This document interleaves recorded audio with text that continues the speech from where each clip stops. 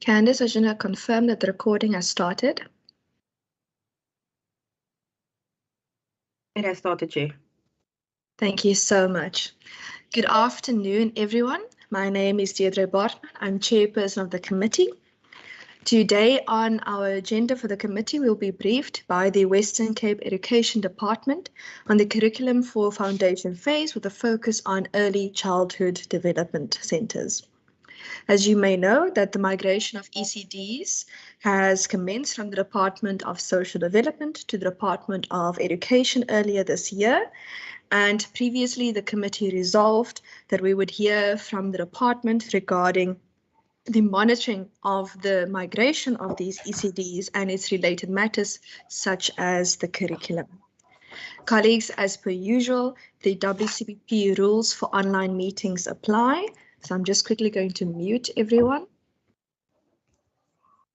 Okay, you're welcome to unmute yourself or to put your video on if you're on the floor.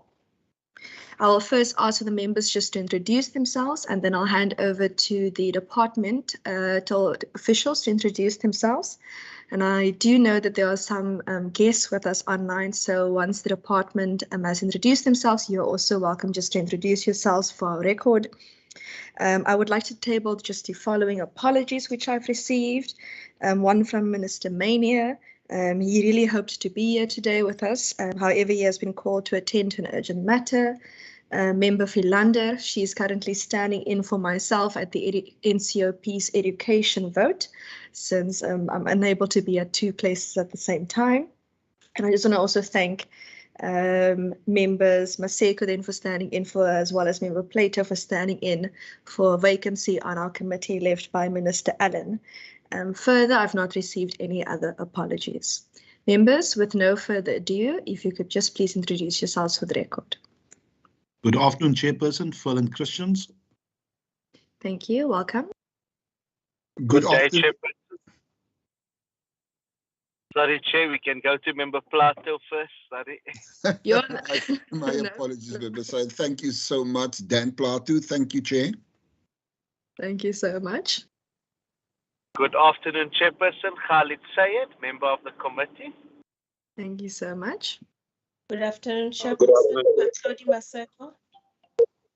Thank you so much. I heard members Maseko and Branca is at the same time. Welcome. Are there any other members online? Okay, I see no other members online from my side. If the departmental officials could just introduce themselves.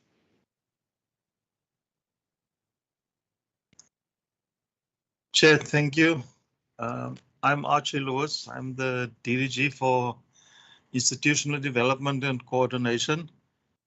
I've got two other officials in the meeting dealing with ECD specifically, and I'll ask them to introduce them. Thank you. Thank you and welcome. Good afternoon, honourable members and other colleagues. My name is Sigamani Naika, and I'm responsible for inclusive education and ECD. Thank you. Thank you so much. Good afternoon, Chairperson and honourable members. My name is Ruth Lucas. I'm the newly appointed Director for Early Childhood Development. Thank you so much and welcome. I will now, I see there's another person, apologies. Good afternoon, Chairperson, honourable members. It's Mr. Mohammed, DDG for Curriculum and Assessment, and joined by Ms. Almaret Tutoy, who's responsible for Grade R. Thank you. Thank you so much. Good afternoon, everyone. Are there any other officials online with us today? Okay. Just for the persons joining us as guests, if you could just introduce yourself. I did get a list, but if you could just let the members know who you are and what you do.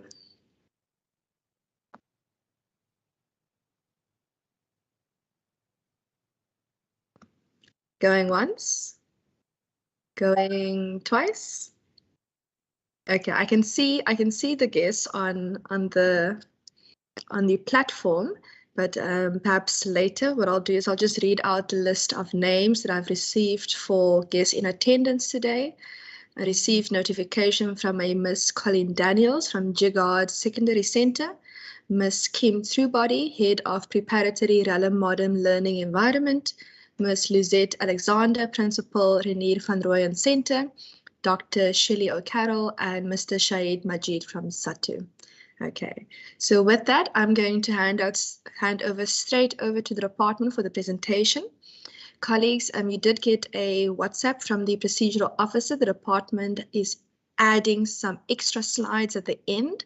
So nothing is changing from the first set of slides. They're just adding some extra slides that they thought might be to interest to us. But with that, Mr. Lewis, I'm not sure if you'll be doing the lead for the delegation, but you're welcome to hand over to the respective official now. Thank you. I'm going to put my video off just in the meantime so that it doesn't interfere with you going back and forth with the slides as well. Thank you, Chair. I'll ask Ms. Lucas to start the presentation, and the additional slides I assume will be by our curriculum colleagues. Ms. Lucas.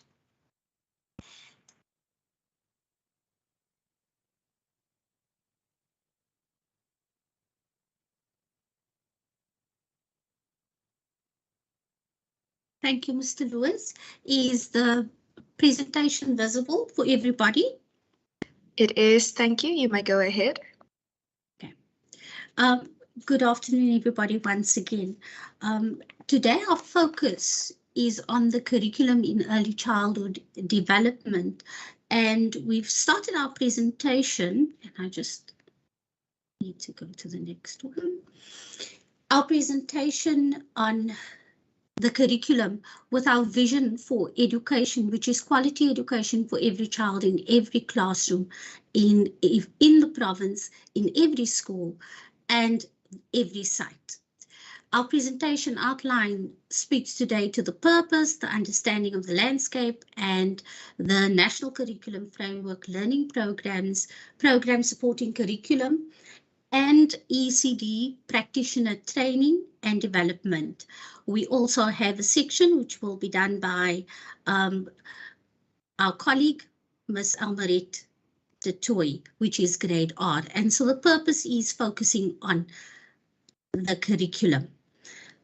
But before we start, understand what has been moved from DSD, Western Cape DSD. In 2017, DSD decided to decentralize all the services, and so all of the 52 officials working in early childhood development works at head office, unlike in education where we have districts. In terms of the people that have moved over, we have 48 permanent staff and 4 social workers on contract. The number of sites that are registered is 1,613, and unregistered sites 3,283. The number of children accessing the subsidy of 17 Rand per learner per day for 264 days of the year is 82,445.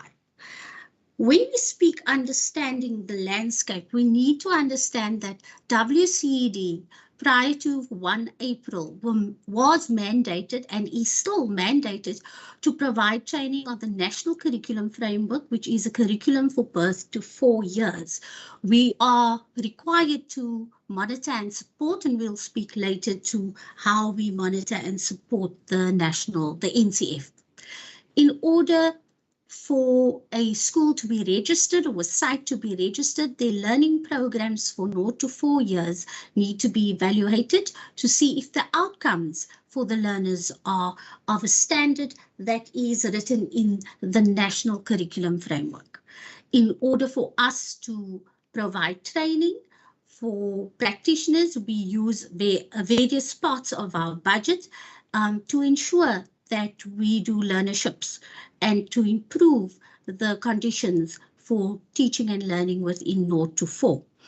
As from the 1st of April, as the chairperson mentioned, the function has shifted, and so most of the work that has been being done in DSD will be done in education and has been continuously done. The sector is privately owned. It consists of certain civil social society organizations, non-profit organizations, trust, etc. It is important that we understand that a holistic provisioning for ECD will yield what we need for teaching and learning to take place. So let us look at what the National Curriculum Framework is and what has been done in the sector. The key influences for the National Curriculum Framework leans on the importance of family, the importance of play-based learning, the importance of the understanding and the recognition that our ECD practitioners are important. We also look at the transition times for learners, how learners can be assimilated into the way in which early childhood development programs can be executed. Learners with disabilities and experiencing barriers are also catered for. Mother tongue, language, and multilingualism is encouraged because children need to feel safe and comfortable, and language is one of the tools. And all children have rights. In terms of the MCF, we've done a vision or a little board in which we explain the way in which the curriculum is written is the sense that children are important. And if we say children are important, then the themes you will see that the vision of NCF is built on is about I'm a competent person. Isn't that what all of us want to believe? I'm learning and developing, and that is important to myself and to society. I need strong connections with adults, and it is through the strong connections with adults that we are able to realize this vision for children using 6 early learning developmental areas, which are called elders. So we look at well-being, identity and belonging, communication, exploring mathematics, creativity, and understanding the world around you. We as WCED have looked at this wonderful NCF, and we have used that in part of evaluating all programs that are brought to WCED for the purpose of being registered with WCED. The learning programs, assessments are always done on the learning programs, and there are panels that consist of SSO members, which are social sector organizations, of education officials, and some of our policy developers. And we then assess based on a criteria so that we can see that the outcomes for whatever curricula that is brought for registration, we fulfill that role where we want the curricula to speak to the NCF outcomes. We also register programs for playgroups, in-center, home-based care. We then promote the overarching curricula to inform and support learning programs and development and implementation. So when you look at the criteria for developing and registering your learning programs, it's quite a rigorous something that you have to do to be able to become registered. We recognize and accept standard learning programs such as Montessori, Waldorf, all of the 25 that are registered with WCED. In terms of what we are doing for not only our children who are in the mainstream schooling, we also look at young children who are needing the extra care. If we look at our Thrive by 5 index results, we will find that there are about 16% of learners across South Africa. But if you look at the Western Cape, we have a number of them who need support, extra support, due to various reasons, but they are not achieving their milestones. So we as WCD have come up with the Blocks for Growth and the Step Up program. The Blocks for Growth are for the 4 to 5 year olds, and the 5 to 6 year olds are in the Step Up program. We will show you the amounts of money that we are spending on trying to get all of our children up to par so that they can thrive by 5. We have allocated 95 sites across the province. The initial learning budget for was 7 million rand, and we also give to the Neisner Education Trust quite a substantial amount of money. These are the indicators that are used for the Blocks for Growth. We look at the screening, you will see that 1,890 learners were screened, 1,128 of them were deemed at risk. We also look at doing group work with learners in order for them to develop, which is based on perceptual skill development, which is gross motor, all of the other tenets within perceptual skill development. It is a distribution across the province of learners whom we are busy helping to meet their milestones. In terms of the number of parents that we are engaging with, it's over 700, it's 745 to be exact. They are presented with sessions on parenting and also how to help their child develop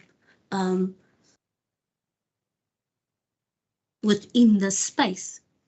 Our January to May statistics has been where we have looked at the Step Up program for 5 to 6 year olds. Now these learners are going over to grade 1, and we have found that in our space, the 0 to 6 year old space, that there are quite a number of learners who are not going to be able to assimilate into grade 1 just as easily. And so once the Step Up program, we looked at those at-risk learners, and the intensive work of these two programs happen here because we want to see that there is progress and that learners are able to be developed so that they can fit into the CAPS, the very rigorous CAPS curriculum. In order for us to do training in early childhood development, we are obviously mandated to do the NCF, and we've embarked on this program of development since 2017. We have 8,357 practitioners using a WCED manual that we've developed. We've trained them via our 6 TVET colleges across the province. Due to COVID, it used to be face-to-face, but due to COVID, we had to rethink our model. And now we have an online blended learning model for NCF, which is used effectively to engage. We use platforms like Google Classroom. We also use Padlet. We use WhatsApp groups. We also expect people to have a chat room where they come back and tell us all of the experiences of NCF. We've also, so COVID has done one thing, it's made us think differently around the NCF training. All of our participants are certificated. They are monitored by the field workers, which is not enough. because we have a huge cohort of people that we have trained, but we can only visit them once via the TVET field workers. We've had 3 indicators which we could put into the monitoring tool. Our learning programs, which is also developed, which is also used within the program, because NCF is an overarching curriculum. A learning program using the early learning development areas must then be developed through the program. We also look at giving all of our participants in our training the National Curriculum Framework overview document. We also look at the training manuals. We give them flyers, we give them posters and flyers that they can share with their parents, speaking around curriculum. All NCF training is monitored by our head office and district officials. We then also circulate our training periods via a circular. The monitoring and implementation of NCF needs to be strengthened because there are many more people out there working with young children who have not been exposed to the NCF. The training of the practitioners within the space, that has been our core mandate within the WCED. We use the the expanded public works program, which is a conditional grant, and the equitable share to provide learnerships via our 6 TVET colleges. And so we do training on learnerships level 1, level 4, and level 5. Level 1 is for the cook and the gardener and all of those people that need upskilling, because you know that the child's brain is developing quite vigorously during that period of 0 to 4. So we need our cooks to understand what a healthy meal is. All courses at the 6 TVET colleges are accredited. We also then look through to give people who come and do a learnership a monthly stipend, which is towards your bus fare, your apparatus, because this sector needs our teachers to be able to make things to stimulate teaching and learning. And so that stipend is meant for that. Ms.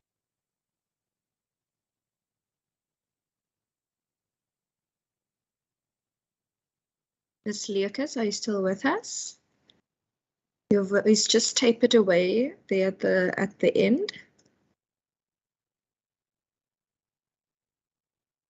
Ms. Lucas?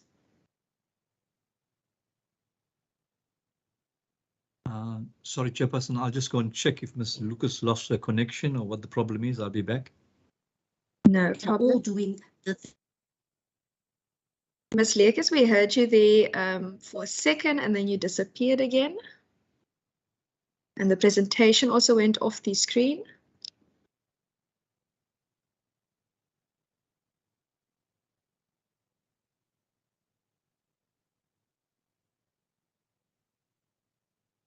Chair, I think it's some connection problems that they have. No problem. I see Ms. Lucas is entering the meeting again. Let's just give it a minute. I think I'm going to do it. Yeah, let's see again. Sorry about that. It would seem that I've thrown off the platform. No problem. Let's go there. Thank you. Where are we? By the training and development. So let's start with the current slide. Okay. So sorry about that. As we look at the number of practitioners that we are enrolling, we do not have the manpower to really support them in curriculum, and using the TVET colleges with just 3 indicators is helping us to get a sense of how they implement the NCF document, because after the NCF training, the expectation is that practitioners, even in the learnerships, all learnerships, level 4 and level 5, will undergo NCF training. So since 2017, all people who have qualified with the 18-month learnership for ECD has gone through the NCF2. We're also looking at improving their computer skills, their first aid knowledge, the understanding of psychosocial support that young children need. So all three of those areas are the areas that we cover within our learnerships. We also then look at the 32 unemployed matriculants, where we have them working in our office environment, learning about early childhood development. They are called support program assistants. They are at head office and at our district offices. During COVID, we needed to re-evaluate what we were doing. We had to add 18 classroom assistants because now the big classes at TVET colleges had to be we had to look at it and then redevelop what we want, bearing in mind that we had to adhere to the Disaster Risk Management Act. And so we employed 18 more classroom assistants.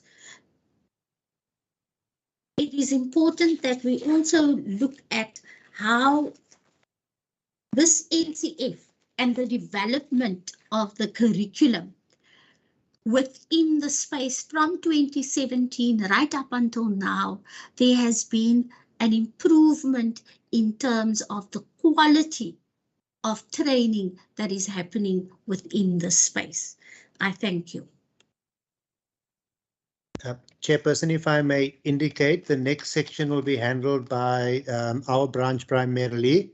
Ms. Dutoy is going to be doing the presentation, but just to indicate that Grade R sits between the school-based provisioning and the community-based. So we work quite closely with Ms. Lucas and her section.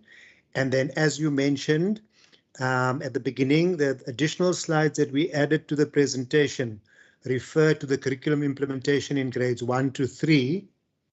It is a bit of an extended presentation, and should the committee feel that we shouldn't go into the grades 1 to 3 necessarily, we'll be quite comfortable to be led by yourselves. But we have included not only grade R, but also grades 1 to 3. Thanks very much, and I can hand over to Mr. Toy. But Chair, maybe if you can just indicate to us whether you want us to do the full foundation phase or confine ourselves to the grade 3 only. Thank you. Mr. Mohammed, we do have some time. How many slides are extra? There are about 7 or 8 slides. I think given that it's only 7 or 8 slides, that we continue with the extra information as well. I think it would be beneficial for the members. Thank you. Thank you very much. Over to you, Mr. Toy. Thank you so much, Mr. Mohammed, and good afternoon once again to the Chair, honourable members and all the guests on this platform. The Grade R curriculum is, as Mr. Mohammed has indicated, falling within the curriculum branch. So if we can just go on to the next slide.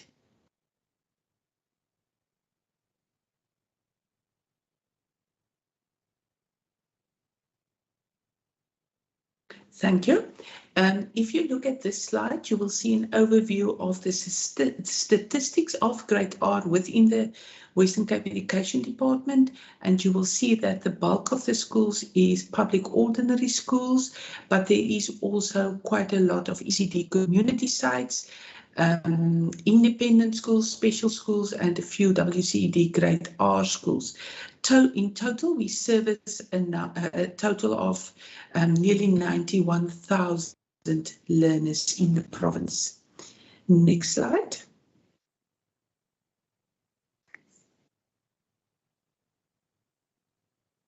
So if we look at the Grade R curriculum implementation, there are certain standard interventions that's happening across the province for Grade R. And our subject advisors has a work plan, and part of their KRAs includes to have workshops with the teachers in terms of specifically the curriculum and assessment policy statement, our CAPS document. And these workshops is followed in a blended approach where part of it would be online, and that's also where COVID made a lot of rethinking in terms of how we do the workshops.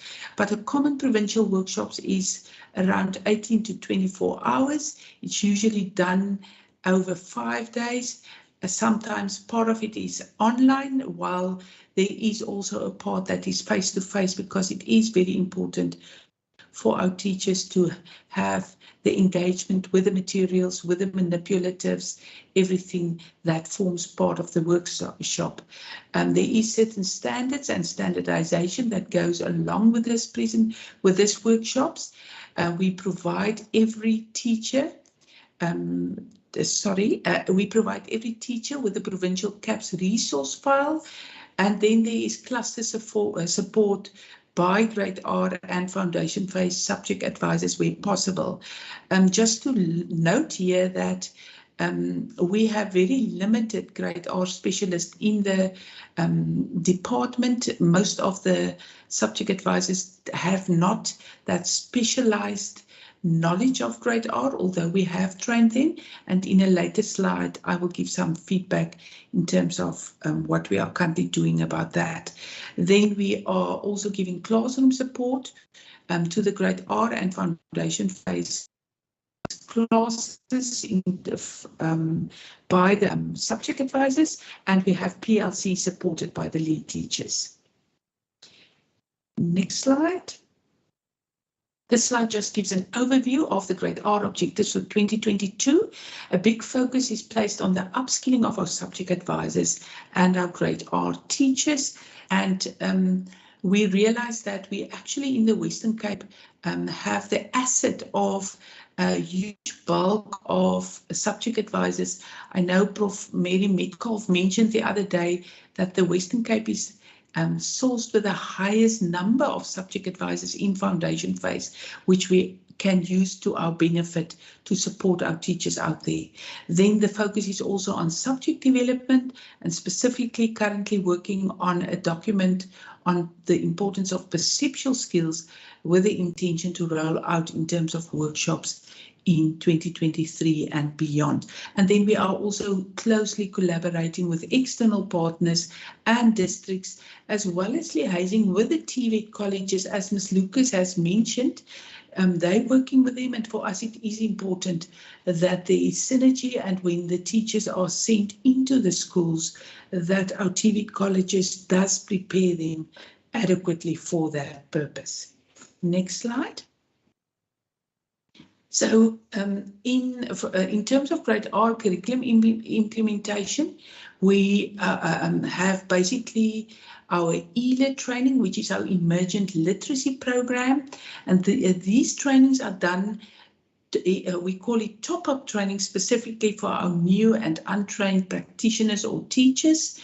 Then linked to that, we give the necessary classroom support by our departmental heads, as well as our Great Art and Foundation Phase subject advisors, and we support the teachers by through PLCs. And then our Great Art CAPS training, which we now started to combine the ELIT and the RMAS into the CAPS training, as the CAPS document is our policy document underpinning everything, and those workshops is happening at district level, and the emphasis is on continuous informal assessment to enhance teaching and learning. Once again, we make sure that the necessary classroom support is rendered and that there is PLCs supported by lead teachers. Next slide. And then we have for mathematics, we have our Great Art Maths program, which we rolled out to all our schools since a few years ago, from I think it was 2017 and 2018 we rolled it out. Currently, once again, we're doing the top-up training with our new teachers and practitioners. And then during the COVID lockdown, we started a forum which we call the At-Home Learning Forum, and that consists about with departmental officials, but also consists of NGOs, and we saw the need to develop resources specifically focused on parents to support the learners at home during this time, and through that the time resources was developed, and currently we are procuring for these resources in the schools and also mediating it to teachers and parents. And it is focused on grade R and grade 1 for both mathematics and languages. Next slide. So due to the lack of the grade R subject advisors in the districts, it has impact in terms of the quality of teaching and learning. As I already mentioned, the subject advisors are not specifically trained in grade R. However, they are trained in the different projects like the RMAS and the ELIT. We are providing the resources to the schools, to everyone that has been trained, and the specification for the materials was refined for procurement in this financial year. Next slide. I think we already spoke to this one. We can skip this one. This is just an overview, and then just to say currently districts need to submit a training plan at the beginning of each year according to their needs, according to the number of new teachers or practitioners that has entered the system. So there you can see the different totals that was indicated by all 8 districts in terms of top-up training that's needed for ELIT, for RMAS, for the RCAPs. And then we are also doing virtual training sessions through our Cape Teaching and Leadership Institute, our CTLI, where our senior curriculum for grade R, situated at our head office, is conducting those workshops. Next slide. Currently, we are busy with procurement processes. We are procuring the ELIT resources, which contains of story packs with resources for every week of the year, which the teachers can use in their classroom. We are procuring the RCAPS files, and we are also busy with the procurement of these time resources that will assist also our parents at home in terms of mathematics and languages. We have put a submission en route to request for 1 grade R specialist subject advisor in each district. Years ago, we did have 1 in every district. However, at some stage, they will be called redundant, but we are now trying to get them back in the districts with the appointment of the Deputy Chief Education Specialist, Ms. Dawn Couzette, at our head office. We now, according to the organogram, can try and replicate that in our districts to assist with the support to our schools.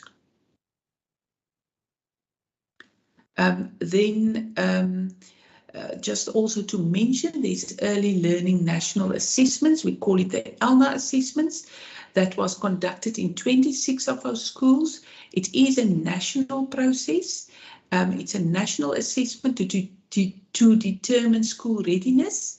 Monitoring was done by districts and head office officials, and we do expect a report on the outcome of these assessments by the end of this year.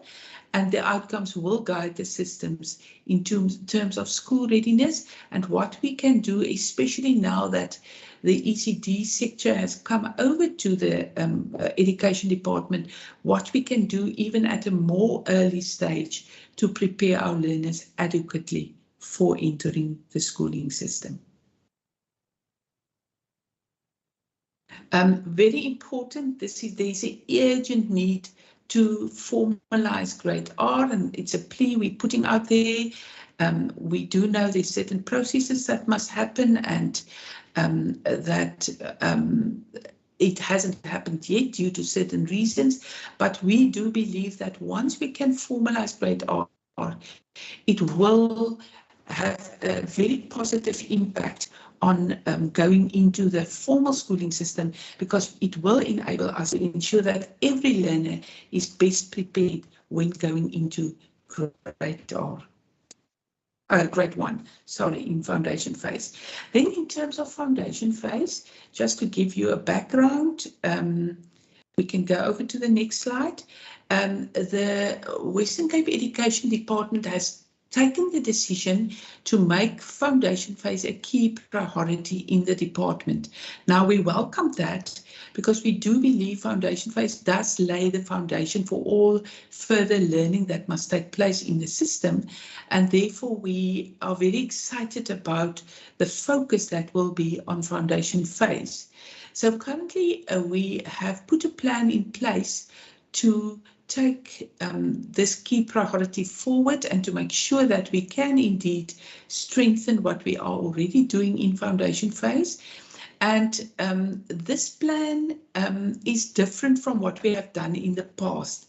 And the difference comes in with the whole of society approach, where we are now not only, it isn't only now a curriculum responsibility. It becomes everyone's business, because foundation phase is everyone's business.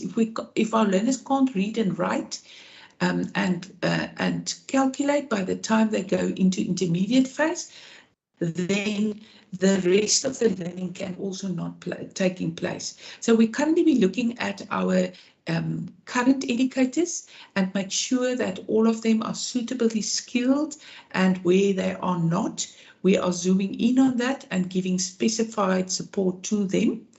Then we are also providing learning and teaching support material for that purpose, and I will unpack it in a while.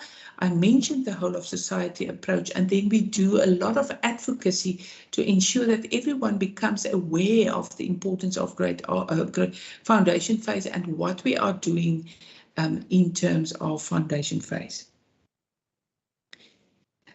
So this plan includes a lot of things, and we are meeting with our DDG on a weekly basis, where we unpack what we have done the week, reflect, take next steps for the way forward, and this includes looking at learner placement. I already mentioned the suitably skilled educators, the importance of appropriate LTSM learning and teaching support material, targeted reading and math improvements, and then play-based approaches, which our foundation phase is really very suitable for that.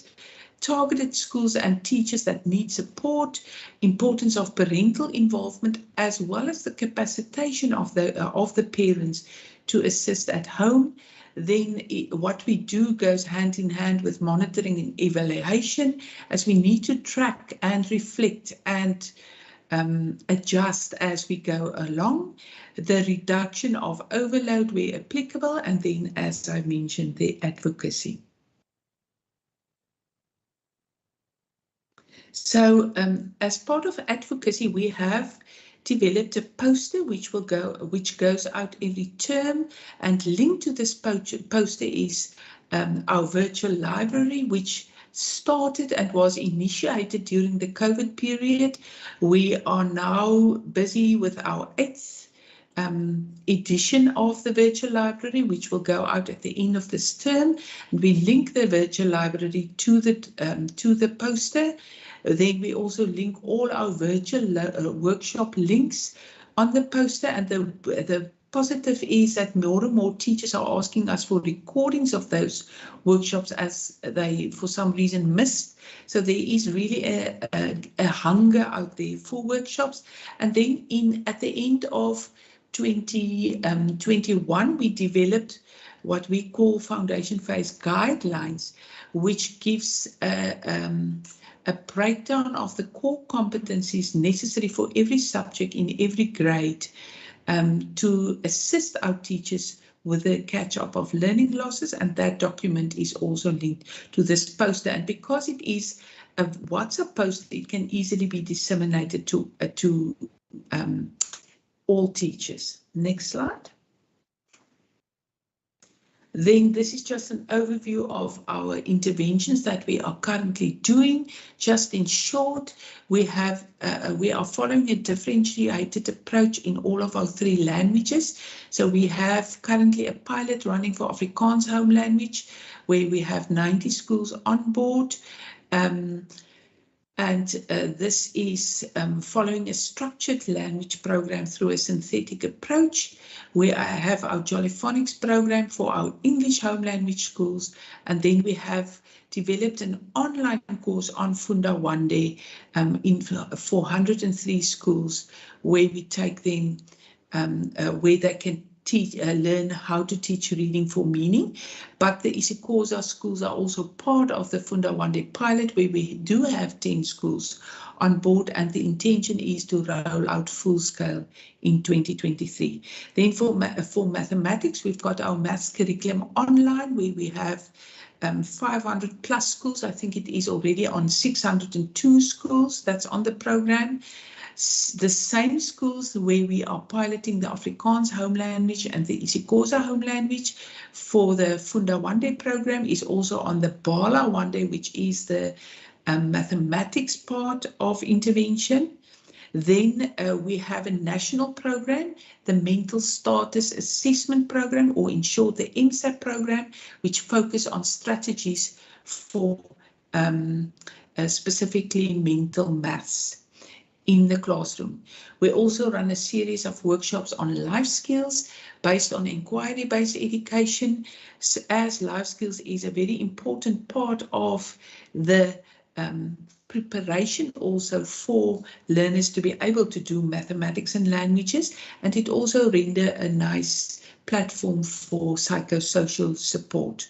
In terms of coding robotics, we have 32 schools in foundation phase on the coding robotics pilot, 96 teachers in total. They all went through the UNISA online course, which is still in process. I think it ends off at the end of this month. But we did find that the training done by UNISA doesn't really give the practical application in the classroom. So we have therefore developed a series of workshops, of which the first happened on the 8th of June, to further strengthen the teachers in terms of the implementation. I'm not going to talk to Great Art as we have unpacked it, and then we have our Great Art of 300 Schools project, where we are monitoring the LT's input in those schools, but we are also strengthening the leadership of the schools in those 103 schools. Next slide. Now for languages, we took the bold decision to follow a synthetic phonics approach, and you might ask why.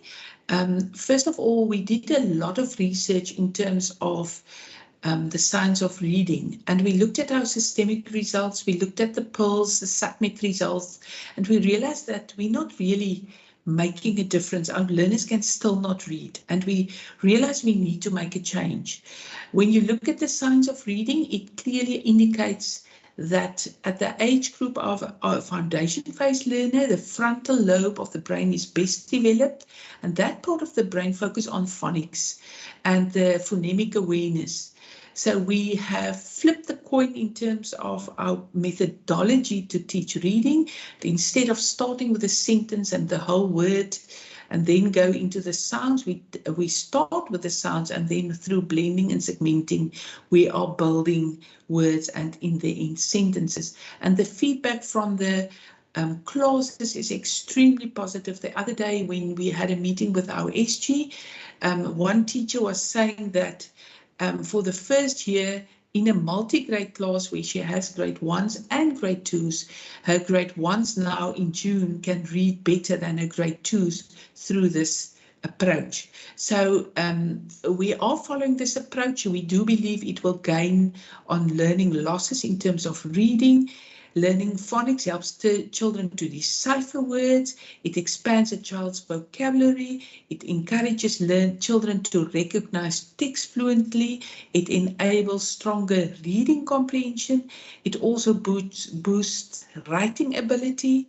And we do believe it will lead to the improvement of the Great Art performance in languages as per our annual performance plan. And I already mentioned the differentiated approach, which makes every language intervention authentic. Next slide. In terms of our reading strategy, all our language programs are linked to our reading strategy. We have monthly reading power hours where we get people from outside experts. The other night, Prof. Lily Pretorius, which is a guru in terms of literacy in the country, was one of the presenters on there. I did mention our virtual libraries, and very importantly, we developed an EGRA dashboard, which I think is in the next slide, so I will talk to that then, which will enable us to get data on the reading levels of learners, which is a first for us. We are celebrating reading days, and then we also developed an Afrikaans home language e-classroom specifically to support our Afrikaans schools, as our systemic showed that there is a big deficit, especially in terms of the damage COVID did to those learners. And at the same time, we're also starting to replicate that e-classroom. The isiXhosa e-classroom is also in progress, so it is work in progress. This is just an example of the Afrikaans e-classroom. If you click on any of those links, it will open up with a myriad of resources that is prepared by the Deputy Chief Education Specialist for Afrikaans home language, from presentations to resources, to activities, to worksheets, and it's open for any teacher to be able to do that. But due to time, I'm not going to click on the poster itself, but you will have the presentation. You can go and explore what is on the poster. Then in terms of the EGRA, I'm not sure if we can play this video, but this gives you an overview of what the dashboard can do for us. It gives us an overview per district, but you can also filter it into individual districts and get a sense of how learners were performing in terms of the EGRA assessments that is happening in April and again in the 4th term. It also gives you an indication in terms of the 4 areas that's tested in terms of letter sounds, word recognition, paragraph reading and comprehension. I don't know if we have time to play the video. It is about 3 minutes long. Colleagues, I'm going to just quickly ask for permission that we just play this video. It's been indicated that it is 3 minutes long. Is that in order? Okay, I'm going to take silence as concurrence, so you may play the video. Thanks. Thank you. I am not sure if the sound was shared, so if not, then we would probably not be able to really get the depth of this. Then I would propose that one can look at it once you have the presentation to look further into what the dashboard can bring to us. Because the sound is not coming through, I think we can just move on to the next slide. No problem. Thank you. We'll then receive it in the updated presentation. It is on the presentation. I think it's just when it was shared, the sound wasn't activated. So people would be able to look at it afterwards. Colleagues, and then EGRA is our early grade reading assessment. So we have developed an interactive poster. Once again, if you click on the links, it will take you to literally every tool that is needed to do the assessments, and this was sent out to our teachers for easy reference when doing the assessments.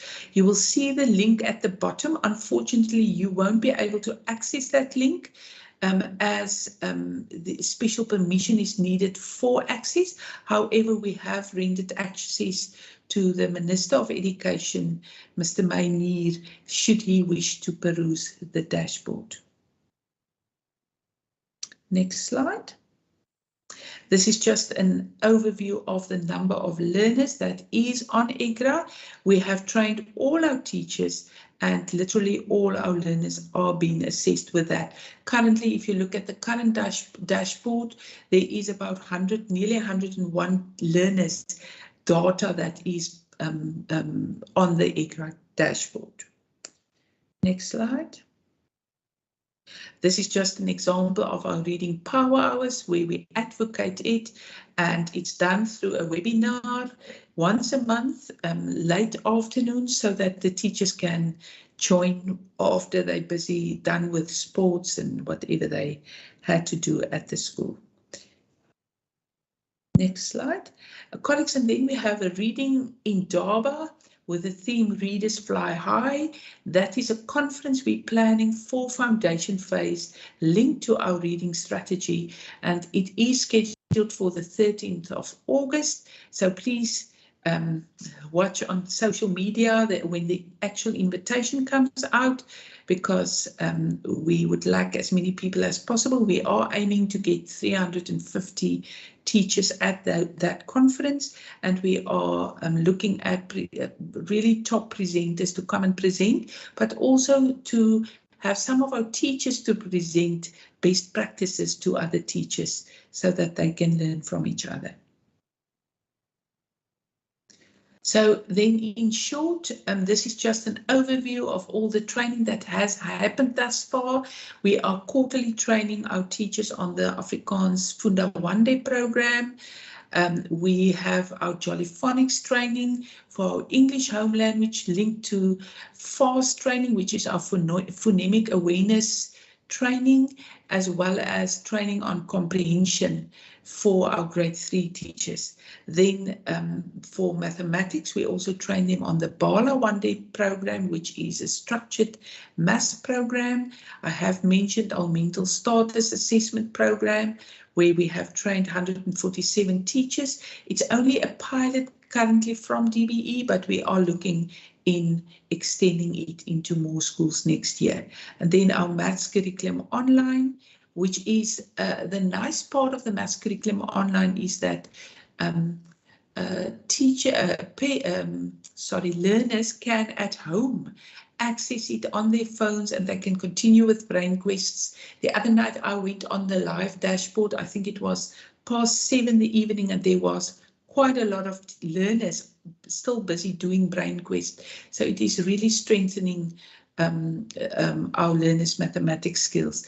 And then I've mentioned the top-up training, and then we focus a lot on subject advisor development, because we do believe they are our biggest asset to support the teachers adequately in the classroom. So we need to ensure that they are 100% on top of their game when going out to schools. And I think that covers the foundation phase. Thank you so much.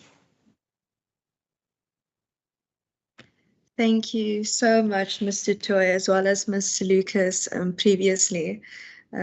Recently I had a conversation with someone, and one of the things they said was, you know, teachers used to be the only custodian of knowledge back in the day.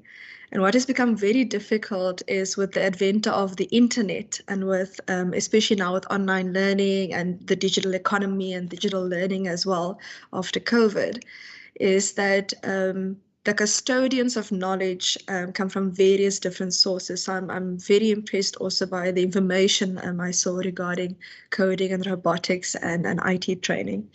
Colleagues, as you may know, we have now opportunities for questions and answers. I will take hands from the members now. I see Member Christians. If there are no other hands, then I'll go after Member Christians. There we go. Member Syed's hand is up. Any other hands? Okay. In that order, Member Christians, Member Syed, and if there are no hands further, I will go after them, and then we will do another round. Thank you. Thank you, Chair, and thank you for the presenters for the presentations. It's a lot of information. It's quite a bit of information, so I'm not going to go through everything, but just maybe 2 or 3 questions. The one question that I have is, I see Mrs. du Toit did say that we must formalize great R.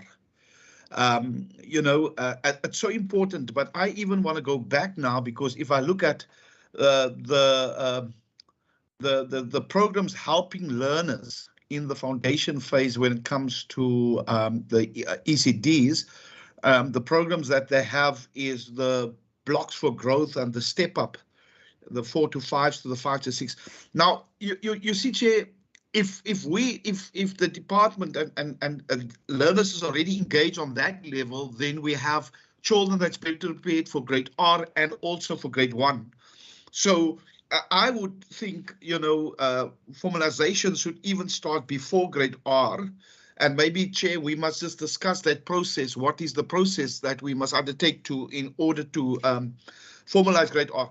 The question is, you know, all of these ECDs are privately owned. Now, the department is spending quite a bit of money to get people, you know, trained and skilled appropriately. And I think the big concern that I have is that so many of our learners is still outside of the ECD program. Right, so do the department know how many learners is outside the program that don't even go through the ECD centers?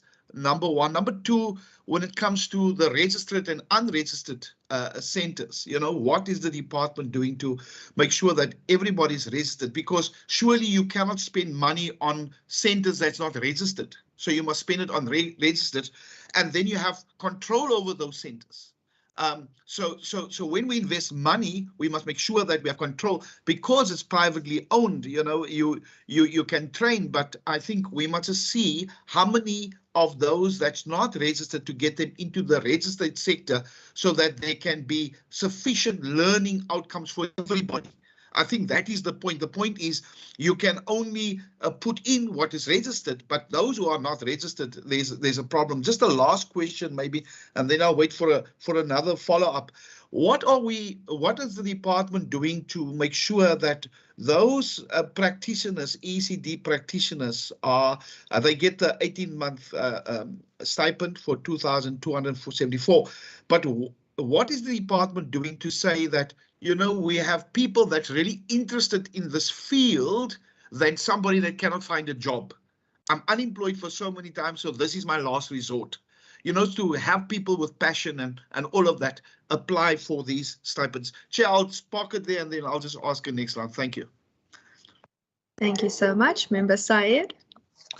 Chair, thank you very much. And let me welcome the presentation, and also because it's the first time that we are really getting our teeth as a committee into ECD matters. Given the move now, I think it's really exciting, and we're looking forward to working with the department regarding ECDs. Just my questions around, it relates mainly to slide 6. Now, we know that there are over 3,000 unregistered ECDs. Now, for many ECDs, when you engage ECD practitioners, many of them sometimes prefer to be unregistered, because when you ask them why do you want to remain unregistered, they will tell you, because you see, if we try to get registered and the department then begins to know that we exist, and we can then get closed down, because they don't necessarily meet the criteria, and they don't know how to meet the criteria. So I just wanted to get a sense from the department as to what programs are in place to support ECD centers with registrations, but more importantly, to register in a way or to get them actually compliant to be able to register. Are there programs to assist them to get them compliant? Because I asked this question because I recently asked a question for written reply to the MEC on whether the subsidies have been paid to schools, and whether there are any schools that are not paid these subsidies. And the reply was that 104 ECDs failed to return the required documentation and have therefore not been migrated. Now, the challenge one has is obviously that now impacts negatively on the children. So I just wanted to get a sense as to what process is in place to ensure that there's a level of compliance. I understand we normally have to have a sticks and carrot approach, where the stick is if you don't comply, you're just not going to qualify. That's it. You lose out. But what is the carrot that's being utilized by the department in this regard? Thank you. Thank you. Lots of metaphors, and I would have thought that the money is the carrot. I also do know that the Minister of Education currently is the same Minister of Finance and Economic Development previously that made 10 million rand available through the Department of Economic Development to help ECDs through the Economic Department to register, because at the time the Economic Development Department considered it one of a foundational matter regarding the increase of the provincial economy even.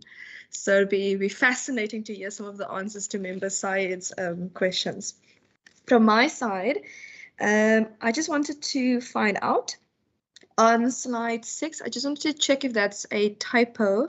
It says PCF, and I just want to check if it's NCF or if I'm just not understanding a particular acronym.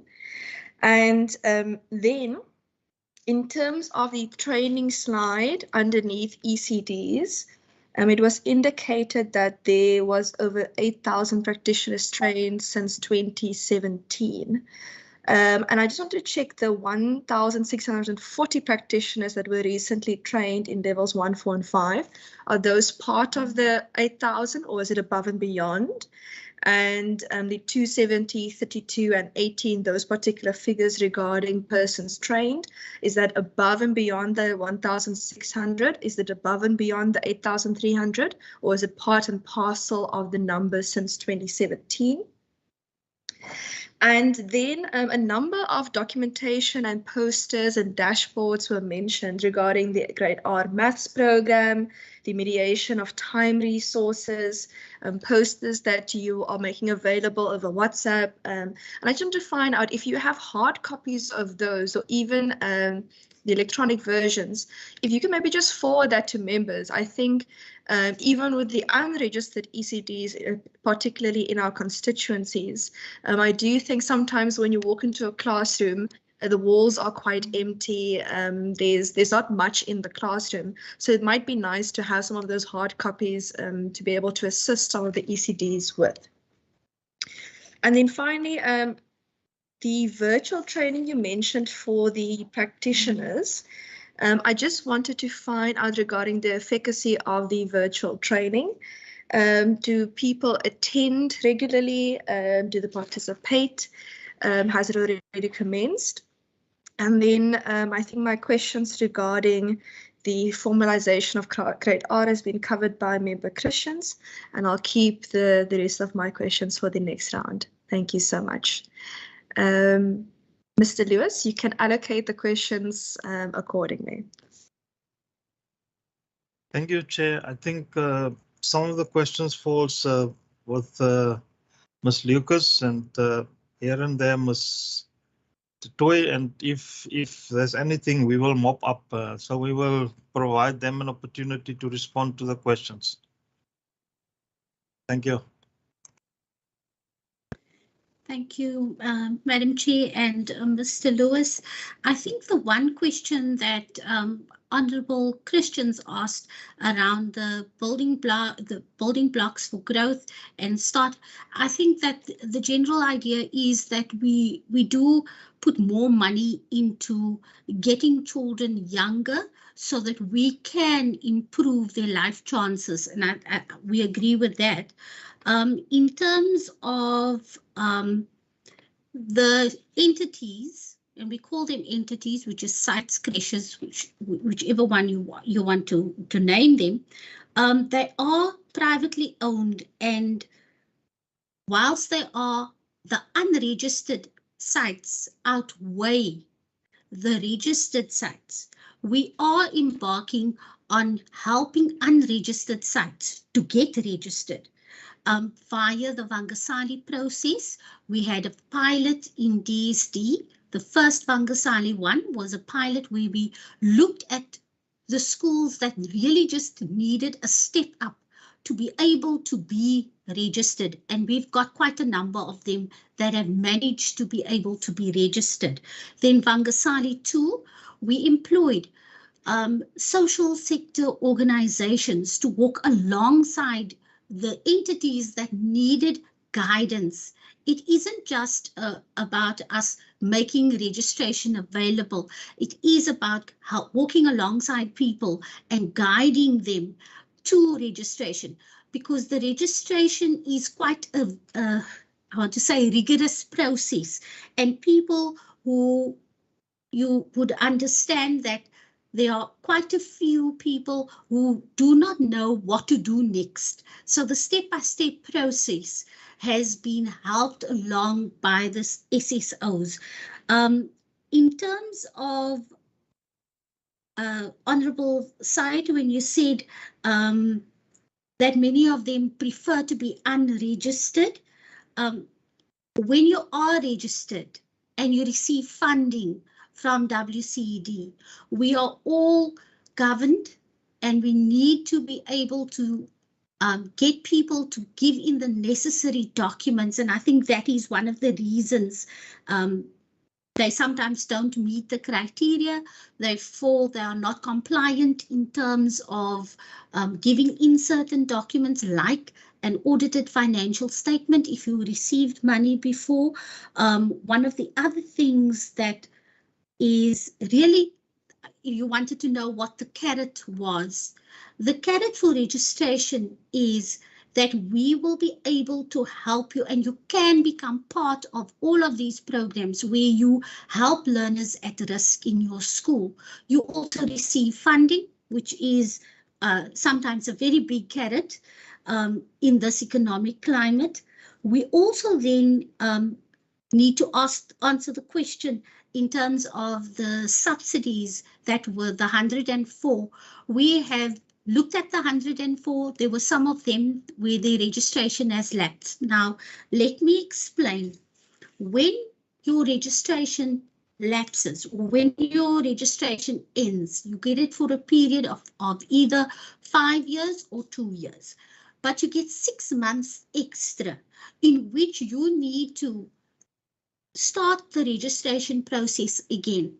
Your registration will then lapse if in that 6 months you were not able to get all your documentation. So when we speak lapsed registration, it's those. And we found that there were 54 of them of the 104 that have lapsed. We went and we did a drive. The one drive was we've called all of the other people who were on the BAS system in DSD, but could not comply with giving us a BAS form and a bank confirmation letter in order for us to pay them. We begged them, we phoned them, there were 3 separate people put in charge, and they all had to phone the same people, reminding them. We received quite a few of them, which is more than 34. So we're looking at just over 20 that are still non-compliant as we are today. It is important that you understand that that was one intervention. We also had a second intervention, which we sent out a telephone number, a cell phone number, and we said, please contact us, tell us. And many of the people used the cell phone number to call us on WhatsApp, send us messages with their C codes, and we could tell them when you're going to be paid. And if you didn't send in your documentation, come to the walk-in center and give us the information. We also had our SSOs, who are the grassroots, the LROOs, the learn to live in the various areas, as a nodal point where people can go and drop documents, and they assured us that they would send it to us. So that's the way in which the level that we went to get all our ECD entities that can be paid. I think that's the one. And then the virtual training one, I think, Honorable Bartman, the above and beyond, the number of people that are currently being trained have not been included in the NCF's 8,785. So the number would, at the end of this year, once they are all trained within the level 4 and 5, have increased. So it is above and beyond that number. Then in terms of virtual training for the NCF, we've got good reviews. We also have done the data analytics in terms of, is there participation? You know, with virtual training, you don't always know what people are doing, but we have developed various platforms where we actually force people to be to participate in the training. One such app is called Padlet, where it is a discussion where we expect people, and your name and your question or your answer to a specific question is noted on this. It's like a screen where everybody can type in their questions, and that's how we kept it interactive with people virtually. I hope that answers the questions. Thank you, Chair. Before Mr. Toy pops in, maybe just to say that the biggest stumbling block with the registration of these ECD sites has to do with your local government approval that they must get. And unless they can provide that certificate from the municipality that the building that they use has been cleared as an ECD site, that is what they struggle with, because they need to tell the municipality, I will have X amount of children. My place is big enough to take the X amount of children. There's sufficient sunlight that comes into the building. There's sufficient space for the children to play. There's sufficient space for parents to drop off their children. In other words, parking facilities. Now, if we can just think where most of these ECD centers are located, and you consider the things that I've mentioned, you know, then you can already see the challenges that some of our ECD centers are struggling with on that level. Thank you. The other one, Chair, sorry, is about the formalization of Great R. I think the statement of formalizing Great R has more to do with making Great R compulsory. At the moment, it's not compulsory. Now, you will know that the Bella bill that's currently before the portfolio committee, there's one clause in that bill that wants to make Great R compulsory. Once that's happened, then of course all your Great R learners who are currently in these ECD centers will have to migrate into the formal schooling system. So we will see what happened with that bill. Thank you. Mr. Toy, is there anything else from your side? I was also just about to check quickly because I see two hands and I wasn't sure if there were points of order or anything like that. Mr. Toy. Thank you so much, Mr. Lewis. You have now actually answered the part on the formalized Great Art. It is about making it compulsory. Just to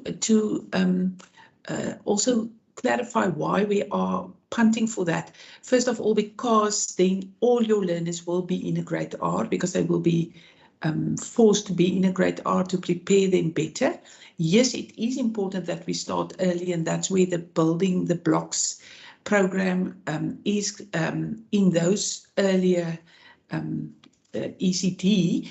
But also what we are finding at the moment is we have encouraged our teachers to study further, to equip themselves in a B.Ed degree. What we are finding now is once they get their B.Ed degree, because currently they're getting a salary through the subsidies, they rather go on to grade 1 and grade 2 because now they have a degree, which it makes us end up every time with having to start all over again to capacitate our practitioners and teachers in Great Art.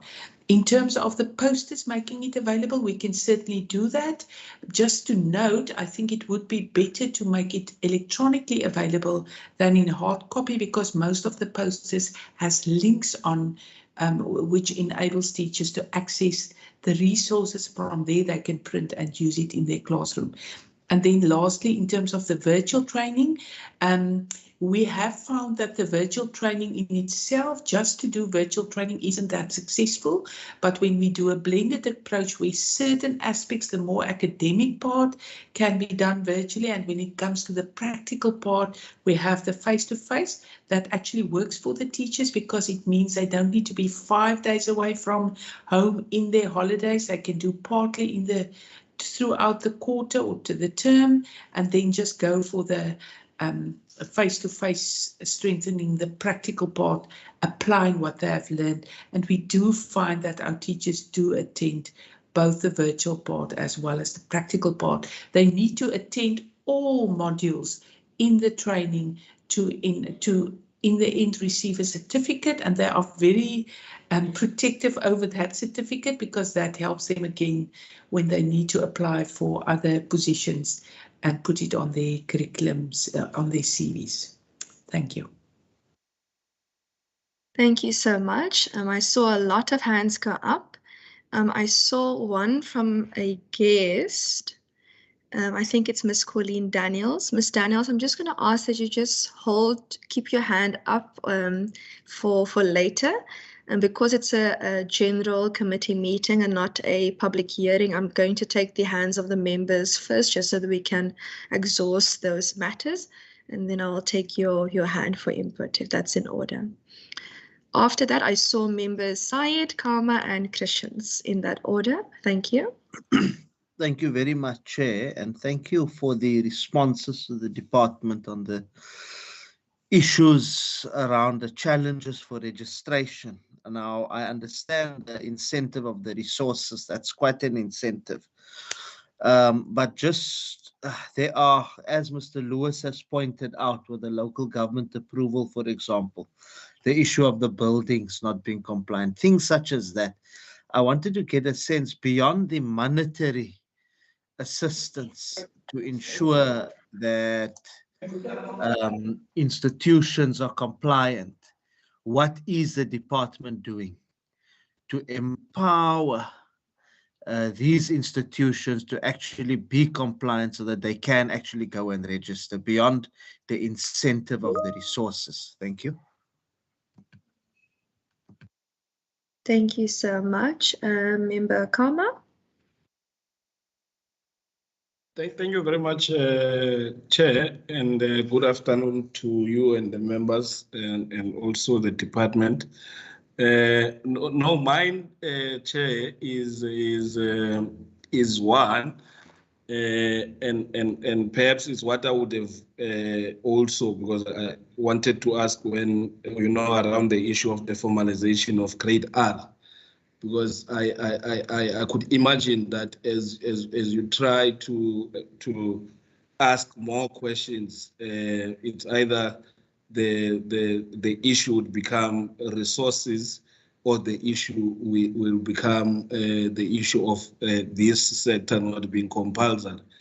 And now, what perhaps one can just ask, Chair, is what work are we doing in the department? Because there are other suggestions from other people. We had now from Mr. Lewis that the Bella bill is in front of the portfolio committee, but there are other suggestions that perhaps maybe by 2023 we could have a situation whereby Grade R is compulsory. Now, I think the question one has is, how are we preparing ourselves as the department to ensure that we are able to deliver a quality education in the space for every child that would be in every corner of the ACT centers that are in the province. And also because when I saw, for example, in slide 25, there's an issue of lack of subject advisors. And now one wanted to even ask what is the challenge with that? Why do we have a lack of such? And perhaps to my thinking, I was thinking then maybe it's the issue of resources, maybe it's because it's not yet formalized or made compulsory. So it's just that question, Chair, as to how are we readying ourselves to ensure that we're able to deliver this education we have a vision of delivering to every child that find themselves in the province, and of course with the concerns that Member Khalid is raising, because you'd want to have a situation of a standardized access, you know, to quality education in all parts of the province, whether people find themselves in registered or unregistered centers. Thank you very much. Thank you so much, Member Kalma, for your question and for your commentary. We need to be careful. I might start bringing Member Bota's rules of committees back, but thank you so much, Member Christians. Thank you, Chair. Just, yeah, we're talking the same language when we're talking about formalization, compulsory. The reason that I spoke about formalization is, of course, people are now paying money and cannot maybe afford. And that's why I'm saying when it's formalized and it's migrated to schools, at least you have the no fee paying schools and people will benefit from that, making it more affordable. Just a question with the ECDs is also, you know, I'm worried, and I heard the explanation about, you know, taking the department, taking their hand and helping them to register. My problem is just, you know, if they are not registered, it means that, you know, I believe from experience is that people pay a lot of money then to send their child to a ECD because they don't get government funding. So it's in the best interest of ECD sites to be registered in order to get that funding so that it relieves the pressure on the parents. And that is what I'm saying. I'm saying the more people we get into our ECDs, into the Great R, the better for our education going forward.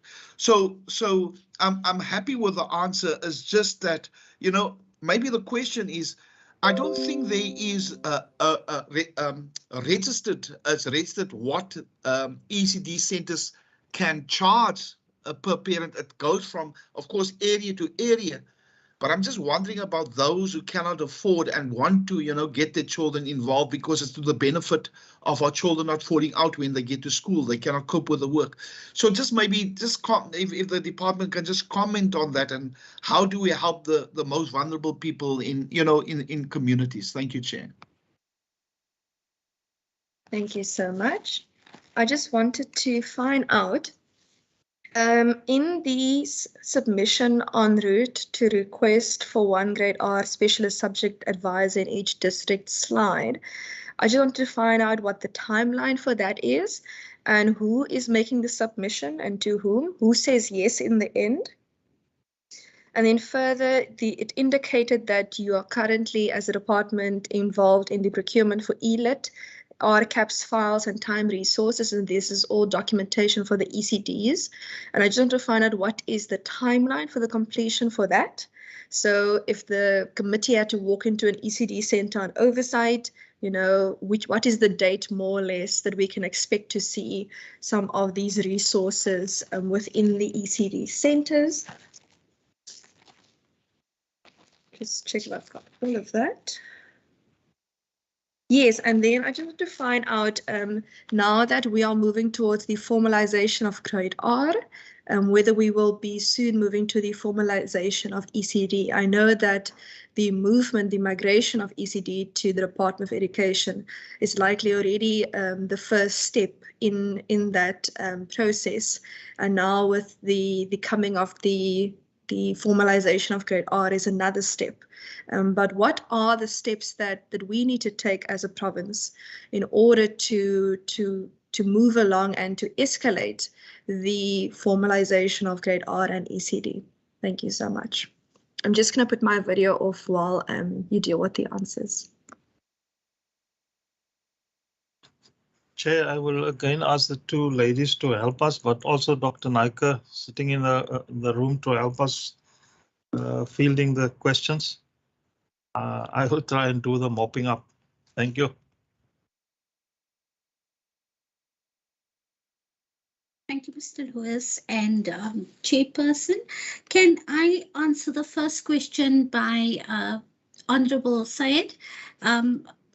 What is the department doing to really help ECD centres by contracting with the social sector organizations and doing workshops? Those are the things that that's our daily business in terms of getting sites registered. But more importantly, we also in partnerships with the City of Cape Town in terms of the modernization tool where they also help sites to do all their applications to the City of Cape Town online. So we're part of that process. We have also our social worker policy developers. Their main role, one of the main roles, is not only just to register but to empower. And so there are workshops for unregistered centres where they can come and get help. And an SSO is assigned to that centre. So in that way, we are trying to help unregistered sites to actually get registered or get onto the road, because process is a little bit daunting for many people. Then I also just want to make a qualification.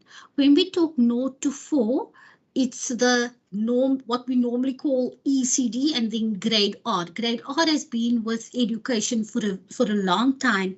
When we spoke about resources, it was going into grade R and not 0 to 4. The other one, the standardizing, I think it is Honorable Kama, the standardizing of the quality of the programs. As WCD, before we took over the 0 to 4 space, our role had always been in terms of learnerships and in terms of the NCF training.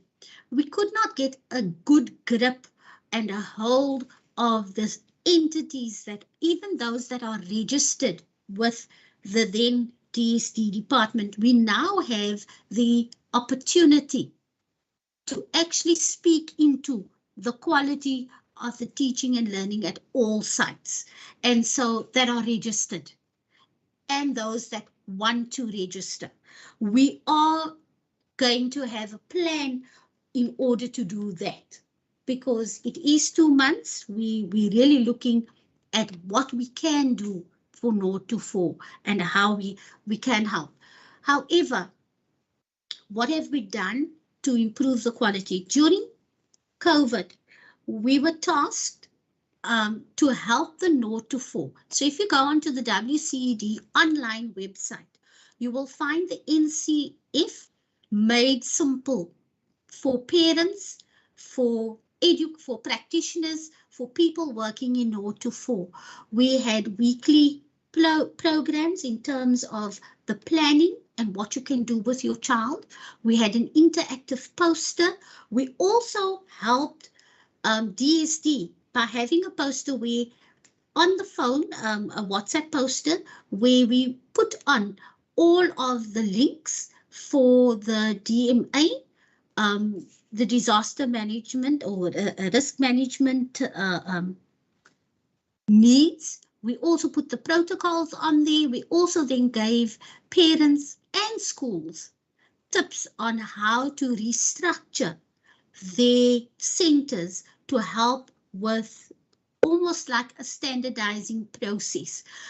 So all of that has helped, but we are looking at the teaching and learning in terms of the learning programs that are in our centers to improve that.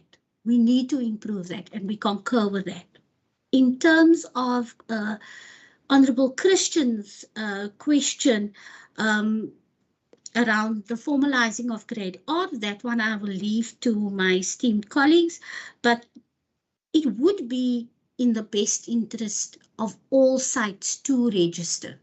But for various reasons, there's obviously they're not being registered, and sometimes it's outside of the control of the department. However, we need to, I like the idea of the dangling of a carrot. We want to showcase, once we've had ECD centers on our books for a very long time, show them what can be done and where it can be done, in which situations or contexts, and that would also help other centers to want to be registered. Thank you.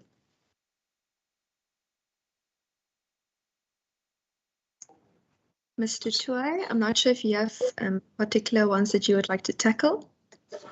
Yes, I can come in here. Thank you, Madam Chair. In terms of the formalization of Great Art, I think, you know, the formalization of Great Art is coming on as long as from 2014, if I am correct. So from our side at the department, we have done several you know, things to get the system ready. Most of our Great Arts are at our schools as part of the school, but it's not compulsory yet. So the infrastructure is, in most cases, is there.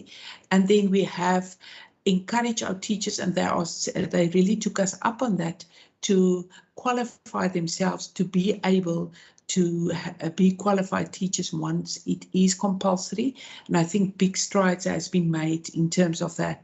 How do we escalate the formalization? That is the million-dollar question, because from our side, we are pushing it as much as possible. But I think in the end, it will depend on the approval of the Bella Bill to get it formalized.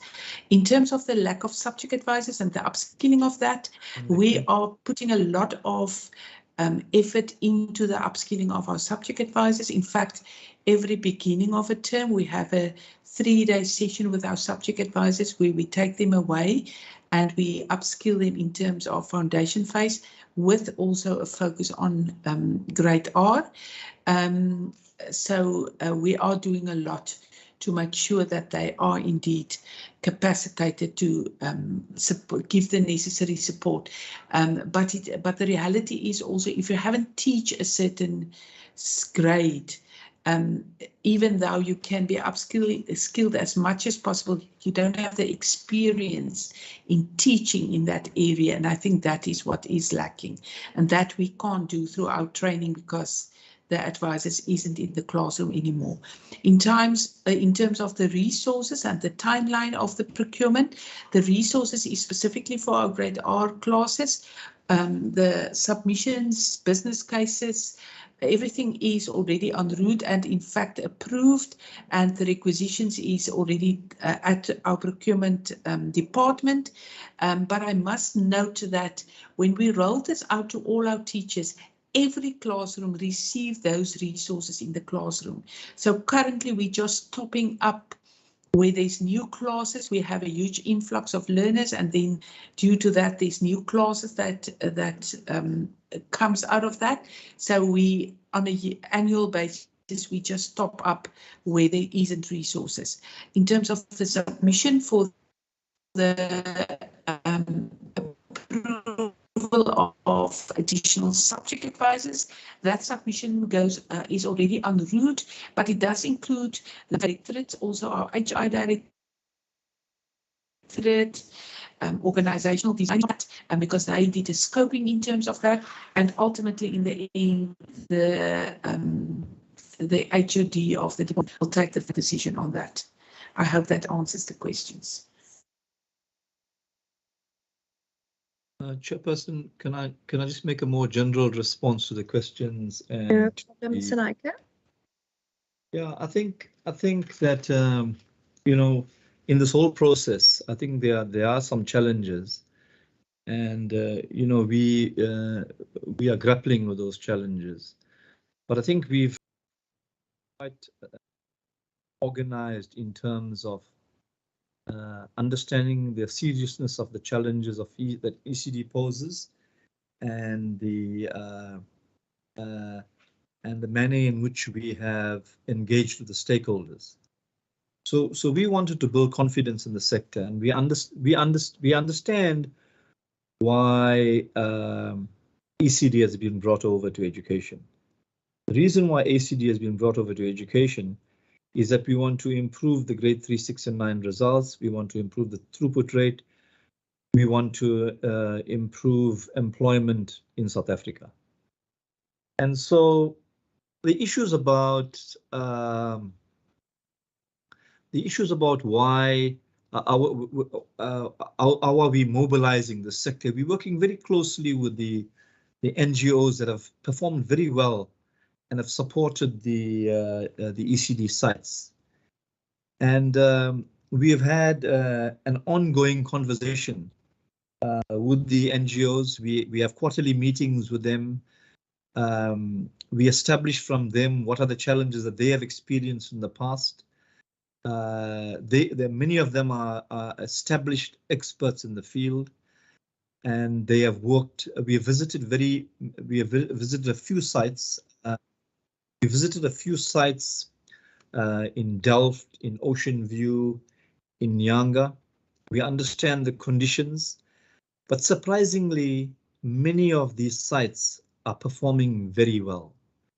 And we, as an education team, are very encouraged by what we have witnessed. And I think that the ECD component will play a major role in South Africa's education system in the future, because there is a lot of passion, there is a lot of commitment, and there is a lot of understanding. We have gleaned many insights into curriculum and where our challenges lie in the curriculum. We have looked at possibilities of networking ECD sites across the province. I think the issues of equality and equity is something that we will address in the medium and the long term. But in the ECD summit, we've made a commitment that at this point in time, we will study the ECD sector over a 2-year period. And after we have studied the sector, we will then make short, medium, and long-term recommendations to ensure that the sector flourishes. And given the commitment, the kind of commitment demonstrated in this presentation around ECD and grade R and so on, and the kind of significant shifts that you see in the South African education system in the last few years, I think ECD will enjoy many of those benefits.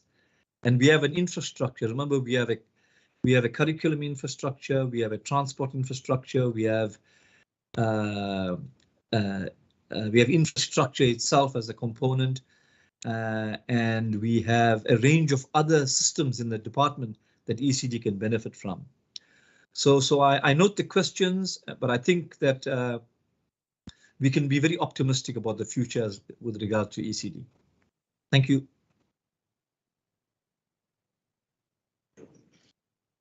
Thank you so much. Members, I just wanted to find out if you have any last questions you would like to ask. I would like to open it up to Ms. Daniels to pose her question. If none, Ms. Daniels, thank you for holding on for us. You may now pose your question to the department. Good afternoon, and thank you for the opportunity. I'm just a community worker. Early childhood development is my passion. And I was just listening to some of the questions that were raised and some of the answers that were put forward. And oh, sorry, good afternoon to everybody. And my heart is happy with the last speaker. I'm not quite sure if I'm going to say the name correctly. Is it Mr. Naker that spoke? It makes my heart happy.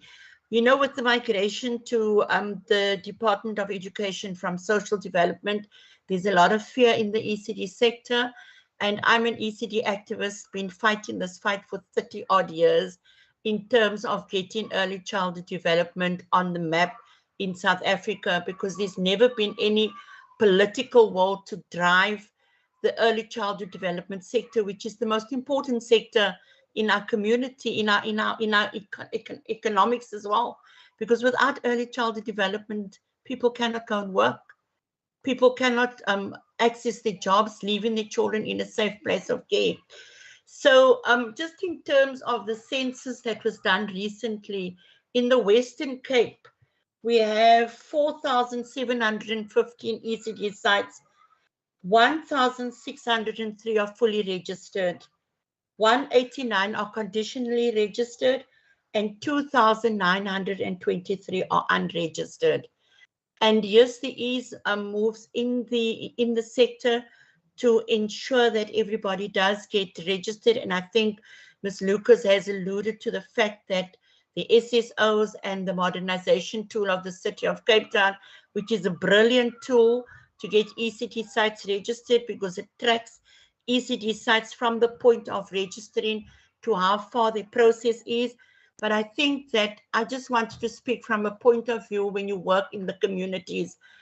For an ECD site to get registered, and if we talk about our formal and our informal settlements, a fire door is needed in a squatter camp. You know, running water, most ECD sites don't have. When you're in an urban area, you need to have plans drawn, which cost 80,000 Rand. And it's ridiculous the amount of challenges that people have in which to get the ECD sites registered. So people are not wanting not to register. It's because of all the red tape.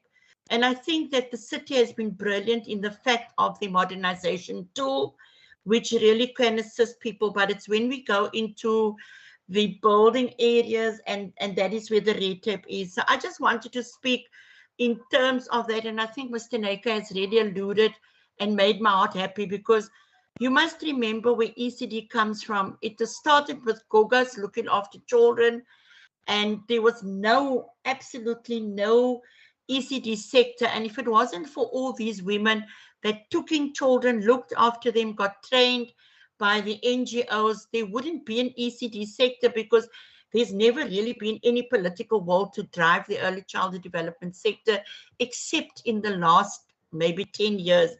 If we reflect, we've been trying to get a Great Art on the map since 2000. It is now sitting in the ballot bowl, and we're praying that it will be registered. So I just wanted people to also understand that, you know, we have a huge, passionate ECD force that really wants to be working well within the Department of Education. And we welcome the move, because when we look at the DSD, I mean, 74 million was not used in the 2021-2022 year. We've called on our Minister of Social Development so many times. The stimulus relief fund package that was meant for our ECD practitioners during the COVID lockdown, people are still fighting to get paid. ECD sites have closed. People have lost jobs. They've lost their homes because they've had no income. And this is the only sector that is unregulated. So I'm happy that I could listen to all the learned people speak about early childhood development, to this community worker, and I can go back and say, do you know what? That we are on the right track. We just want to make sure that we get the migration of early childhood development with the Department of Education right from the word go, because currently the gap is widening between the have-nots and the have-gots. The one last question that I would really like to ask, because that's a burning issue with me, is that we're going to formalize Great Art to be at schools. And I think there is a percentage that can be at ECD sites. But the biggest question that I'm going to raise is that we do not have sufficient classrooms for our grade 1 learners every year. Every year we have grade 1 learners and grade 8 learners not able to access a school, especially I can only talk about the area that I work in. But every year, and I mean, already we've got, I've been getting calls about children not being able to access grade 1. So if we're going to open grade R classrooms at the school, We need to talk about quality education. Are we going to have 50, 60 children sitting in a grade art class, or are we going to have 30? And lastly, but not, children learn best through play. We must never ever lose that focus and make our grade R children mini grade 1 children. They learn through play. And I think Mrs. Lucas knows my heart as well.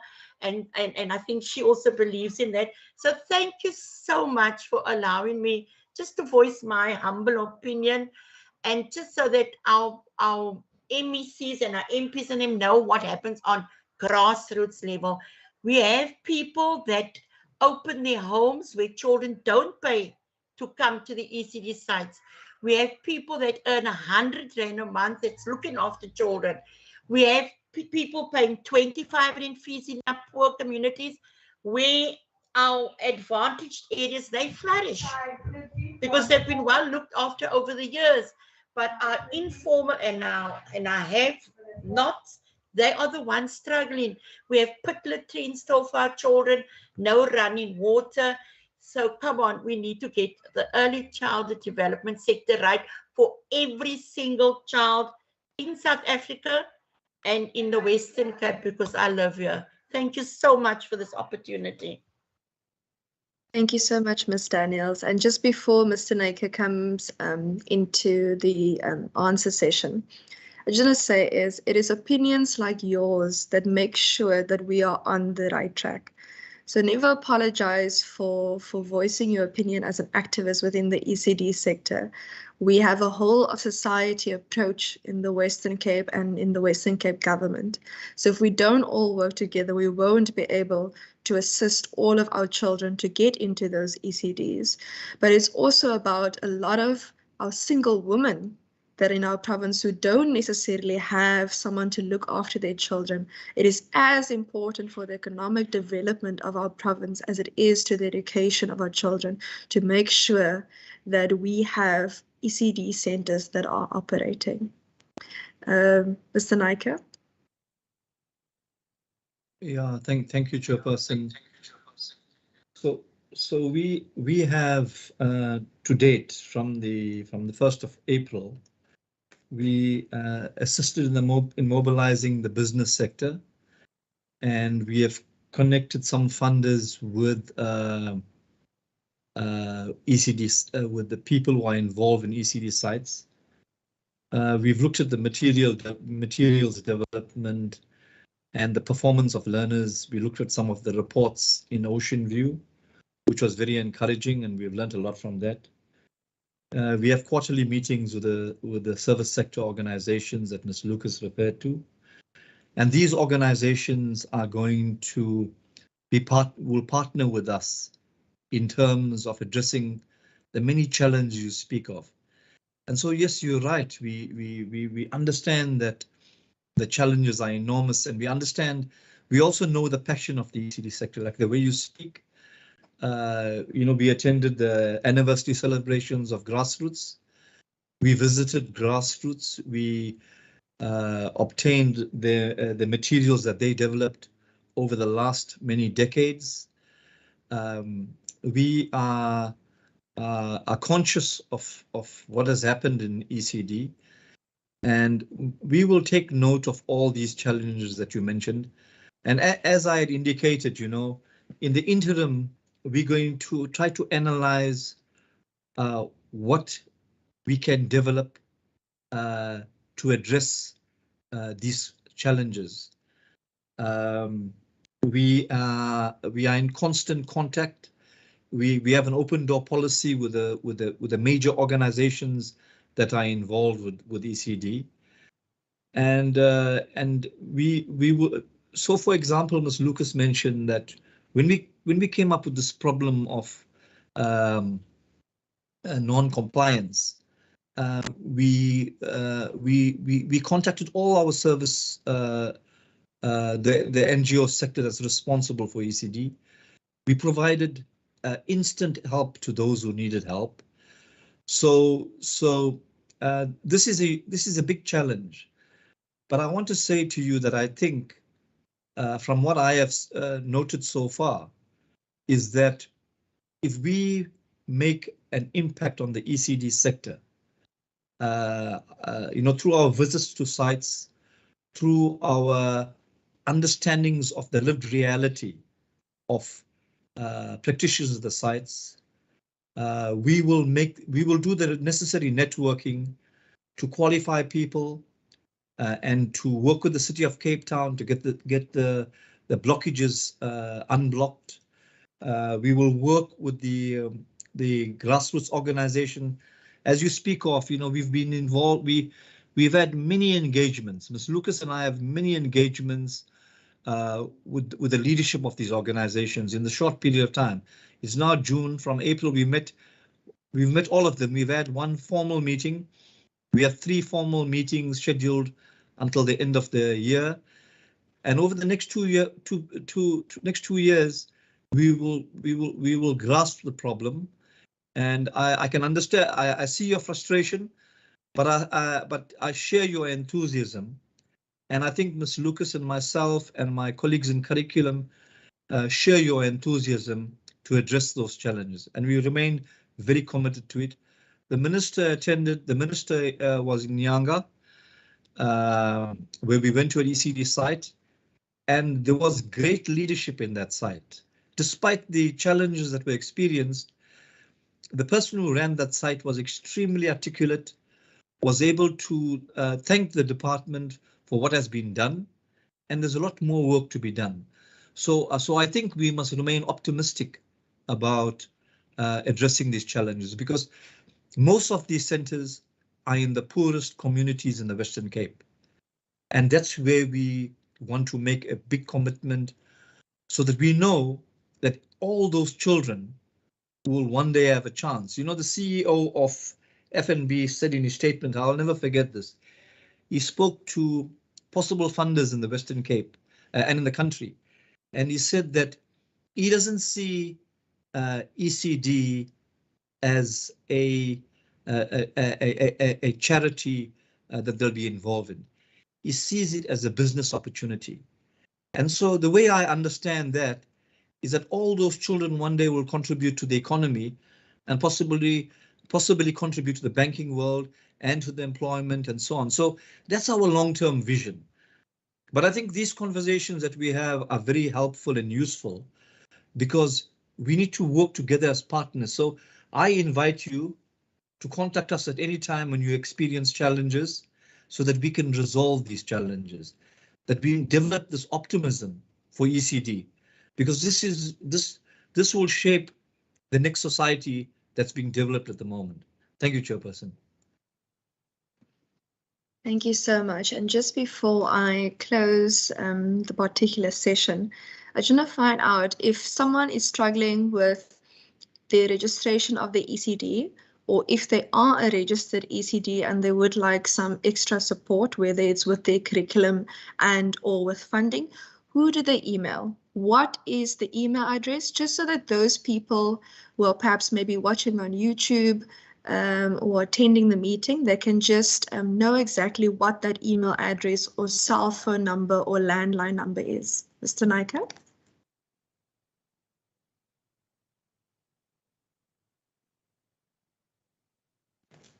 You may go ahead.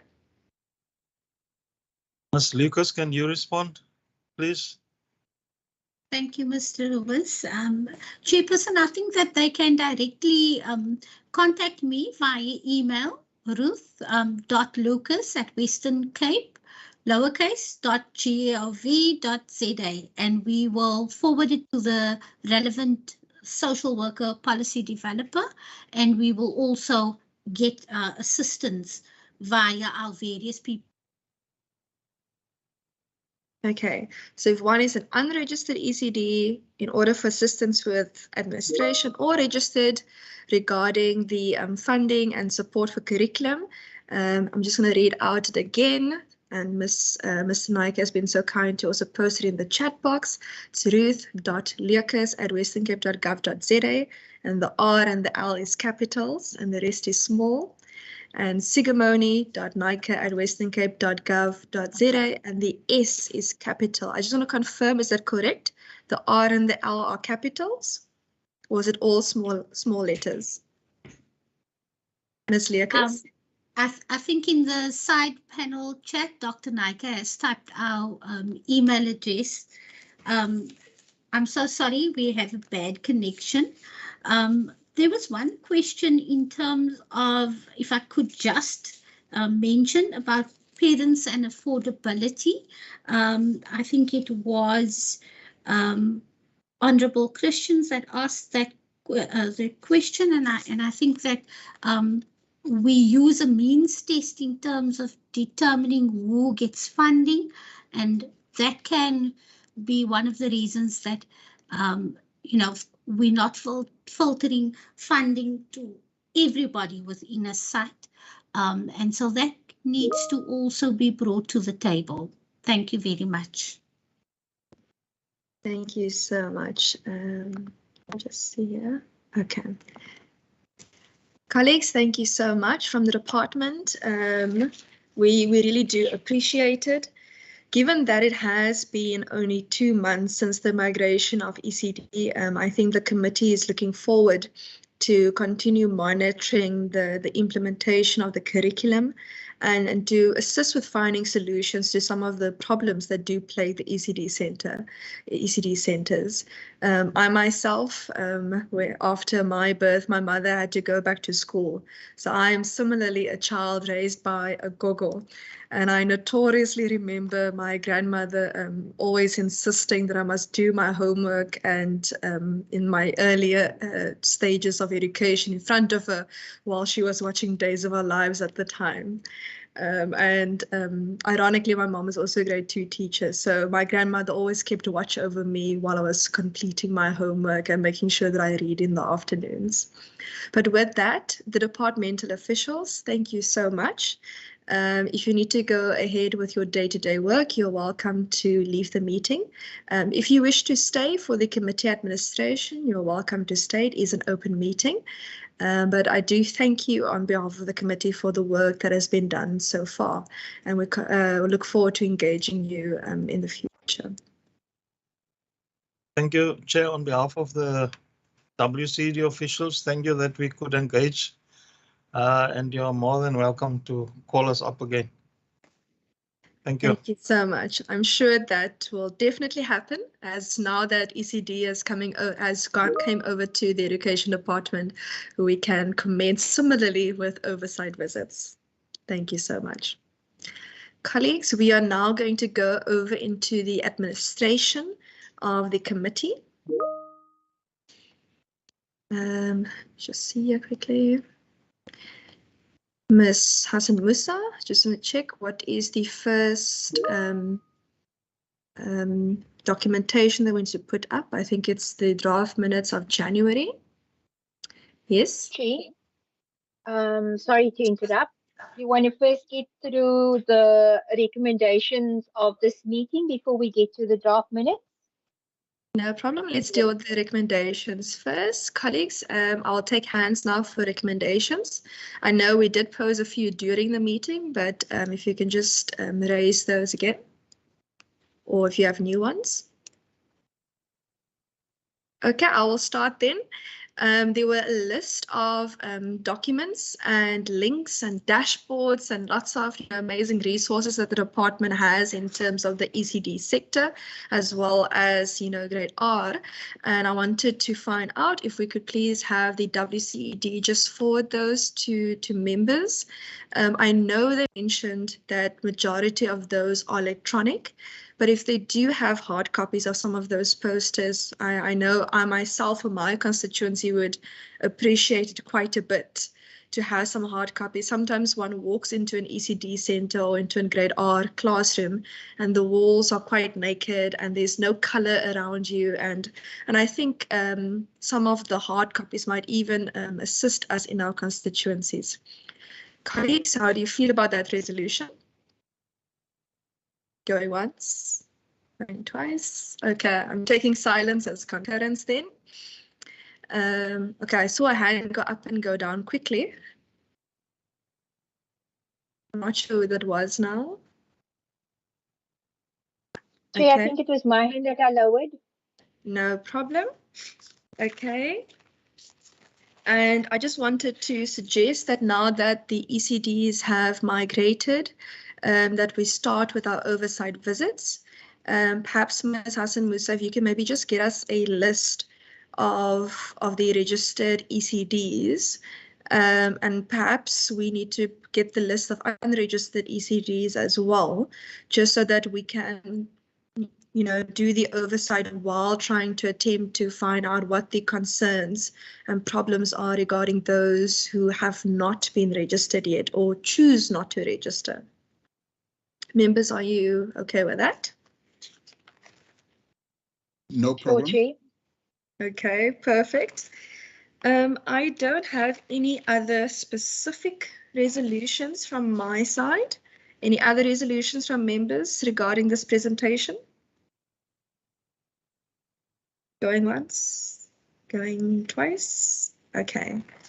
Ms. Hassan Musa, is there anything on your list that you noted that we need to take down for resolutions that were mentioned?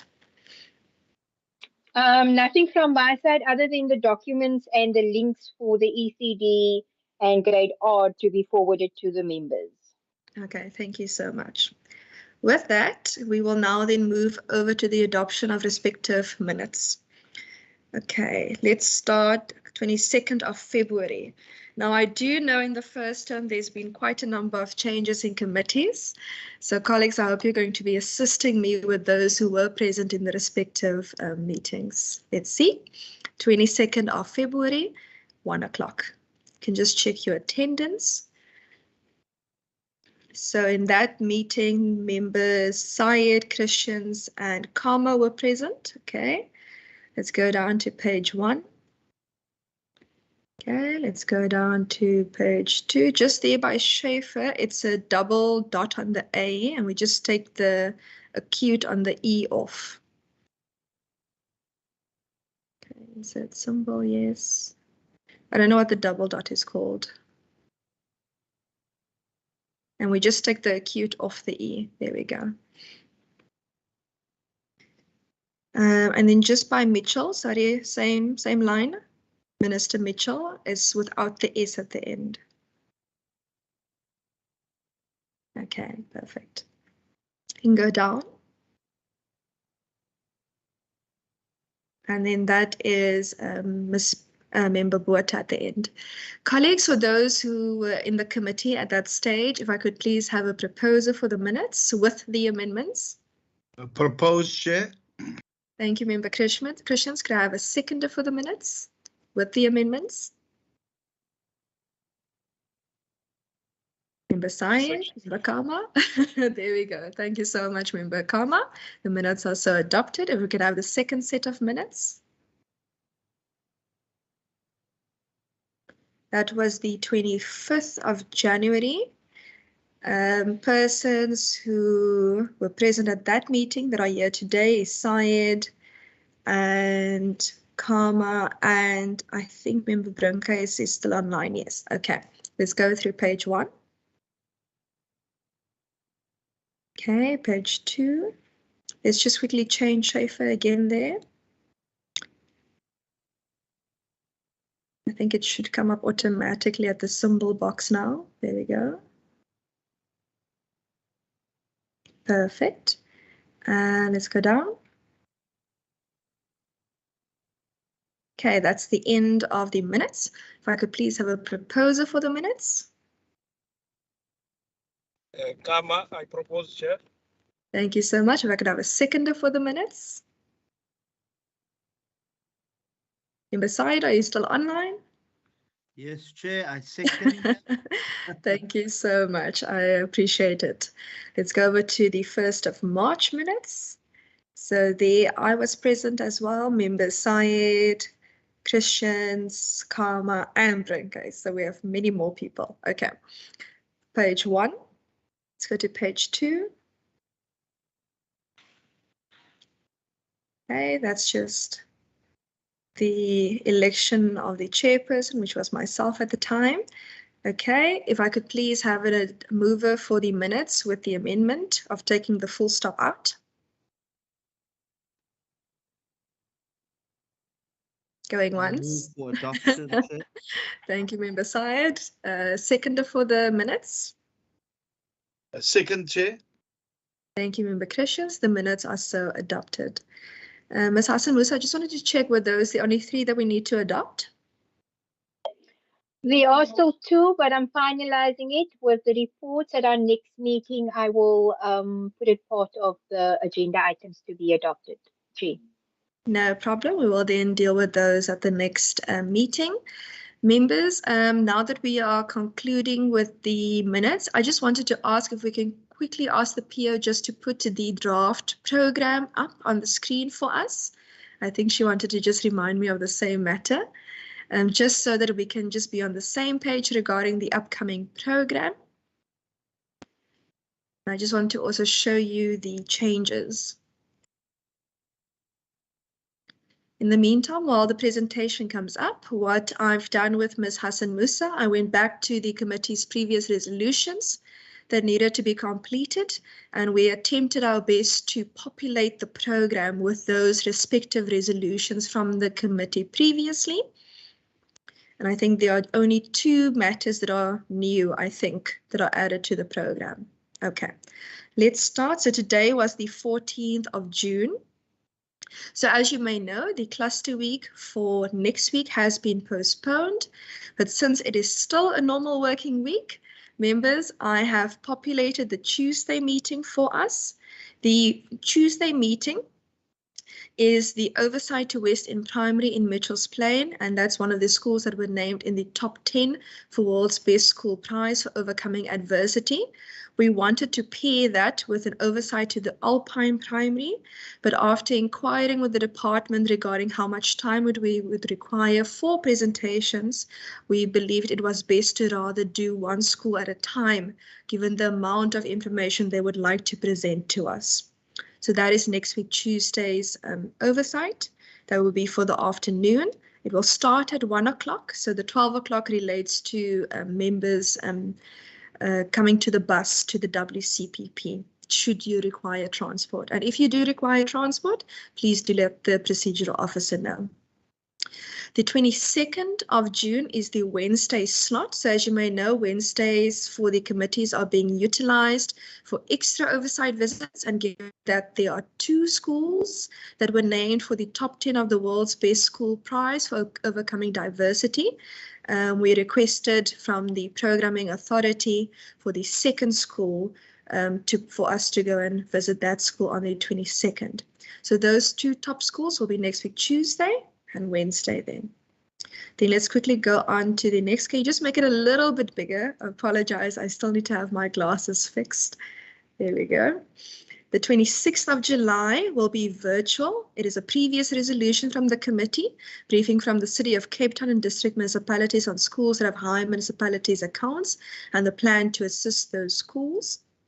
On the 2nd of August, also a previous resolution by the committee, is oversight visit to 2 schools that obtained below 60% in the NSC pass of 2021 in the Overberg Education District, and those will be unannounced. Just the district is known, but those are unannounced schools. Then the 10th of August is unannounced visit to be scheduled to private and public ordinary schools in comparison for the tools of trade and teacher allocation. That is also a previous resolution of the committee, which we are populating, but we will have more information on that particular visit for members soon. 16th of August, online meeting. It's a briefing by the Western Cape Education Department regarding the utilization of data, type of data, and contributions made through the National Data-Driven District Project, as well as the South African Schools Administration and Management Systems. And that is also a previous resolution by the committee. Then the 2 schools that we moved to have together at the same time is the 23rd of August, which is Erica Primary in Belhar and Alpine Primary in Mitchell's Plain. Previously, we were only going to have Erika Primary in Belhar, but because Alpine and Erika is close to one another in terms of distance within the metro, we have decided to put those together, and those are also previous resolution by the committee. You will note that the 30th of August is not populated at this time, and that is to be confirmed, and we will have more information from members soon. Perhaps even if members want, we could even have that possibly as oversight to ECDs, now that ECDs have migrated. But I will put that to the members in a bit. Then September dates have not been confirmed yet because we do not have the program for the 4th term yet. However, on our agenda to be completed still is the workshop between social development and education. I do think that we probably will need a larger conversation as to still what goes into the workshop and when we would like to have the workshop and requesting from the programming authority, but that's based on a previous resolution from the committee as well. And my advice on this particular regard actually is to include community safety and cultural affairs and sport into this as well. And the reason I would propose that is because recently with a lot of our unannounced visits within 2 different districts, we have found actually that community safety is actually becoming a much, much bigger role player and stakeholder that we require within the education sector. But that is planned for September. Then another previous resolution is the oversight to the Kanaland and Otsuran regions, and those will also depend on the dates available by the programming authority, as well as the Cape Winelands education districts, which will be unannounced visits. And then another previous resolution again is the Interprovincial Study Tour. I am not too sure whether we will have enough time in the 4th quarter to be able to find dates for those. But I will keep the committee in loop and in consultation process regarding that to let you know whether we are able to find dates for that as well, given that the 4th term is usually, the 3rd and 4th term are usually the annual report and budget cycle seasons. October, we can quickly go down. There you will see all of our statutory meetings, which are populated, and our dates will be confirmed by the programming authority during that cycle, which is the annual report, the adoption of the annual report. It is the vote on the adjustment budget when it comes, if any. And then as you will see for next year, so we just write 2023 instead of 2020. For next year, there's a standing meeting already regarding placement of learners for the 2023 academic year, school readiness, as well as feedback on the NAC results of 2022 and the pass rate. Oh, sorry, yes, there we go, 2023 there. And those dates are also to be confirmed and dependent on the programming authority. And then February also oversight visits, which also is based on previous matters, Metro East and South Education District. And then as you'll see, more statutory meetings relating to the vote, as well as the consideration of the report on the vote. Colleagues, with that, I just, before we get to the possible population of the 30th of August, I just wanted to find out if everyone is in order with those. I think it's only 2 amendments so far to our upcoming program. And if you're just in order with the population as is so far, as you will see already, we just basically populated with the resolutions previously requested. Going once. Going twice. Okay, I'm assuming. Thank you, Chair. Chair, Member Burkes, I just want to say thank you very much. Very quiet.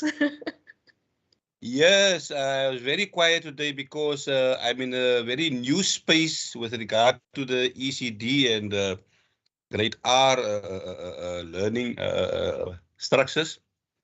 But Alhamdulillah, all praise due to Allah subhanahu wa ta'ala. I learned a lot today. Thank you very much, Chair, for that. But on the program for the upcoming weeks and months towards the end of the year, I just want to highlight one on the 23rd of August this year, 2022, the oversight to Erika Primary School and is it Alpine Primary School that's in Mrs. Plain.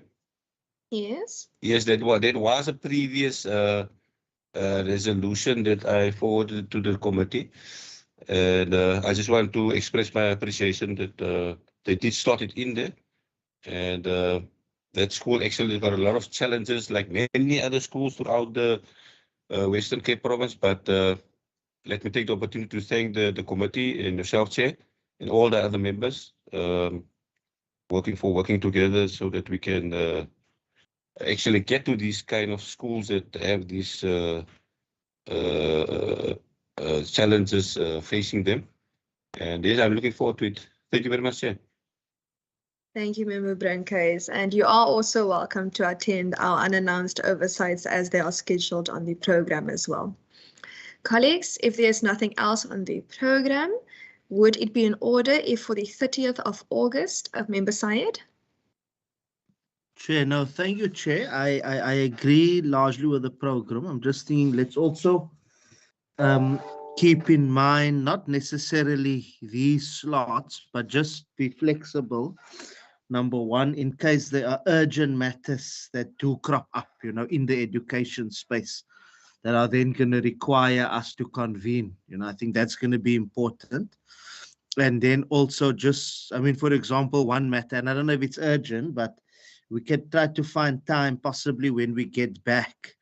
When we get back from the constituency period, just for an update from the department on the 2023 admissions, that we're not only getting into it in January, and then maybe we do another one like towards the end of the year. I'm not, maybe say towards October, November, just to get, it doesn't have to be long briefings, but just quick updates in terms of what's happening. But I think so. I'm happy with the program in principle, but let's just have that that footnote that we'll be able to, if there are matters that arise requiring our attention, we will be able to convene, obviously in line with what is allowed in terms of programming and the rest of the programs of members. Thank you. Thank you so much, Member Syed. As you will see, that all of the dates we've populated are the education dates, and they're all being populated with the resolutions of the committee previously. I think 98% is probably populated by the resolutions of the committee previously, but I will take it into consideration if there's any urgent matters. And if there are, you're welcome to bring it to our attention. We can always ask the programming authority if perhaps there's a Wednesday available if we need to deal with an urgent matter even, or if we need to move a Tuesday to a Wednesday and have it rather on the Tuesday. Regarding the update on admissions, I'm happy with that. We could even already ask that in writing, just an update on the admissions for us. Ms. Hassan Musa, would that be in order? Sure, Chair. All in order. Thank you so much. And I do know that since the beginning of the year, we have sent a number of queries to the Education Department, both from members of the committee as well as those members of the public who communicated with us in terms of myself or yourself. If the problem maybe with the update of the admissions can just also send us just some feedback on some of those queries. They don't necessarily need to include the person's name, perhaps just person 1, person 2, or learner 1, learner 2, in order for us to be in compliance with the POPI Act. Just so we have feedback that the matters have been dealt with. Sure, Chair, I'll update the Excel spreadsheet of all those that have been forwarded to me and forwarded to the WCD and request for them just to give input. Has it been resolved? Perfect, thank you so much. Colleagues, is there anything else? Going once, going twice. Okay, thank you so much for being with us this afternoon within the Education Committee. I want to say a special thank you to all the additional members who joined us today, as well as those standing in for other members. It is difficult sometimes, for example, when the NCOP and the WCBP are also having meetings at the same time, and also with vacancies at the moment. I really do appreciate it, and I hope everyone has a safe and warm day further. The meeting is thus adjourned. Goodbye. Bye-bye. Goodbye. Thank you. Everybody.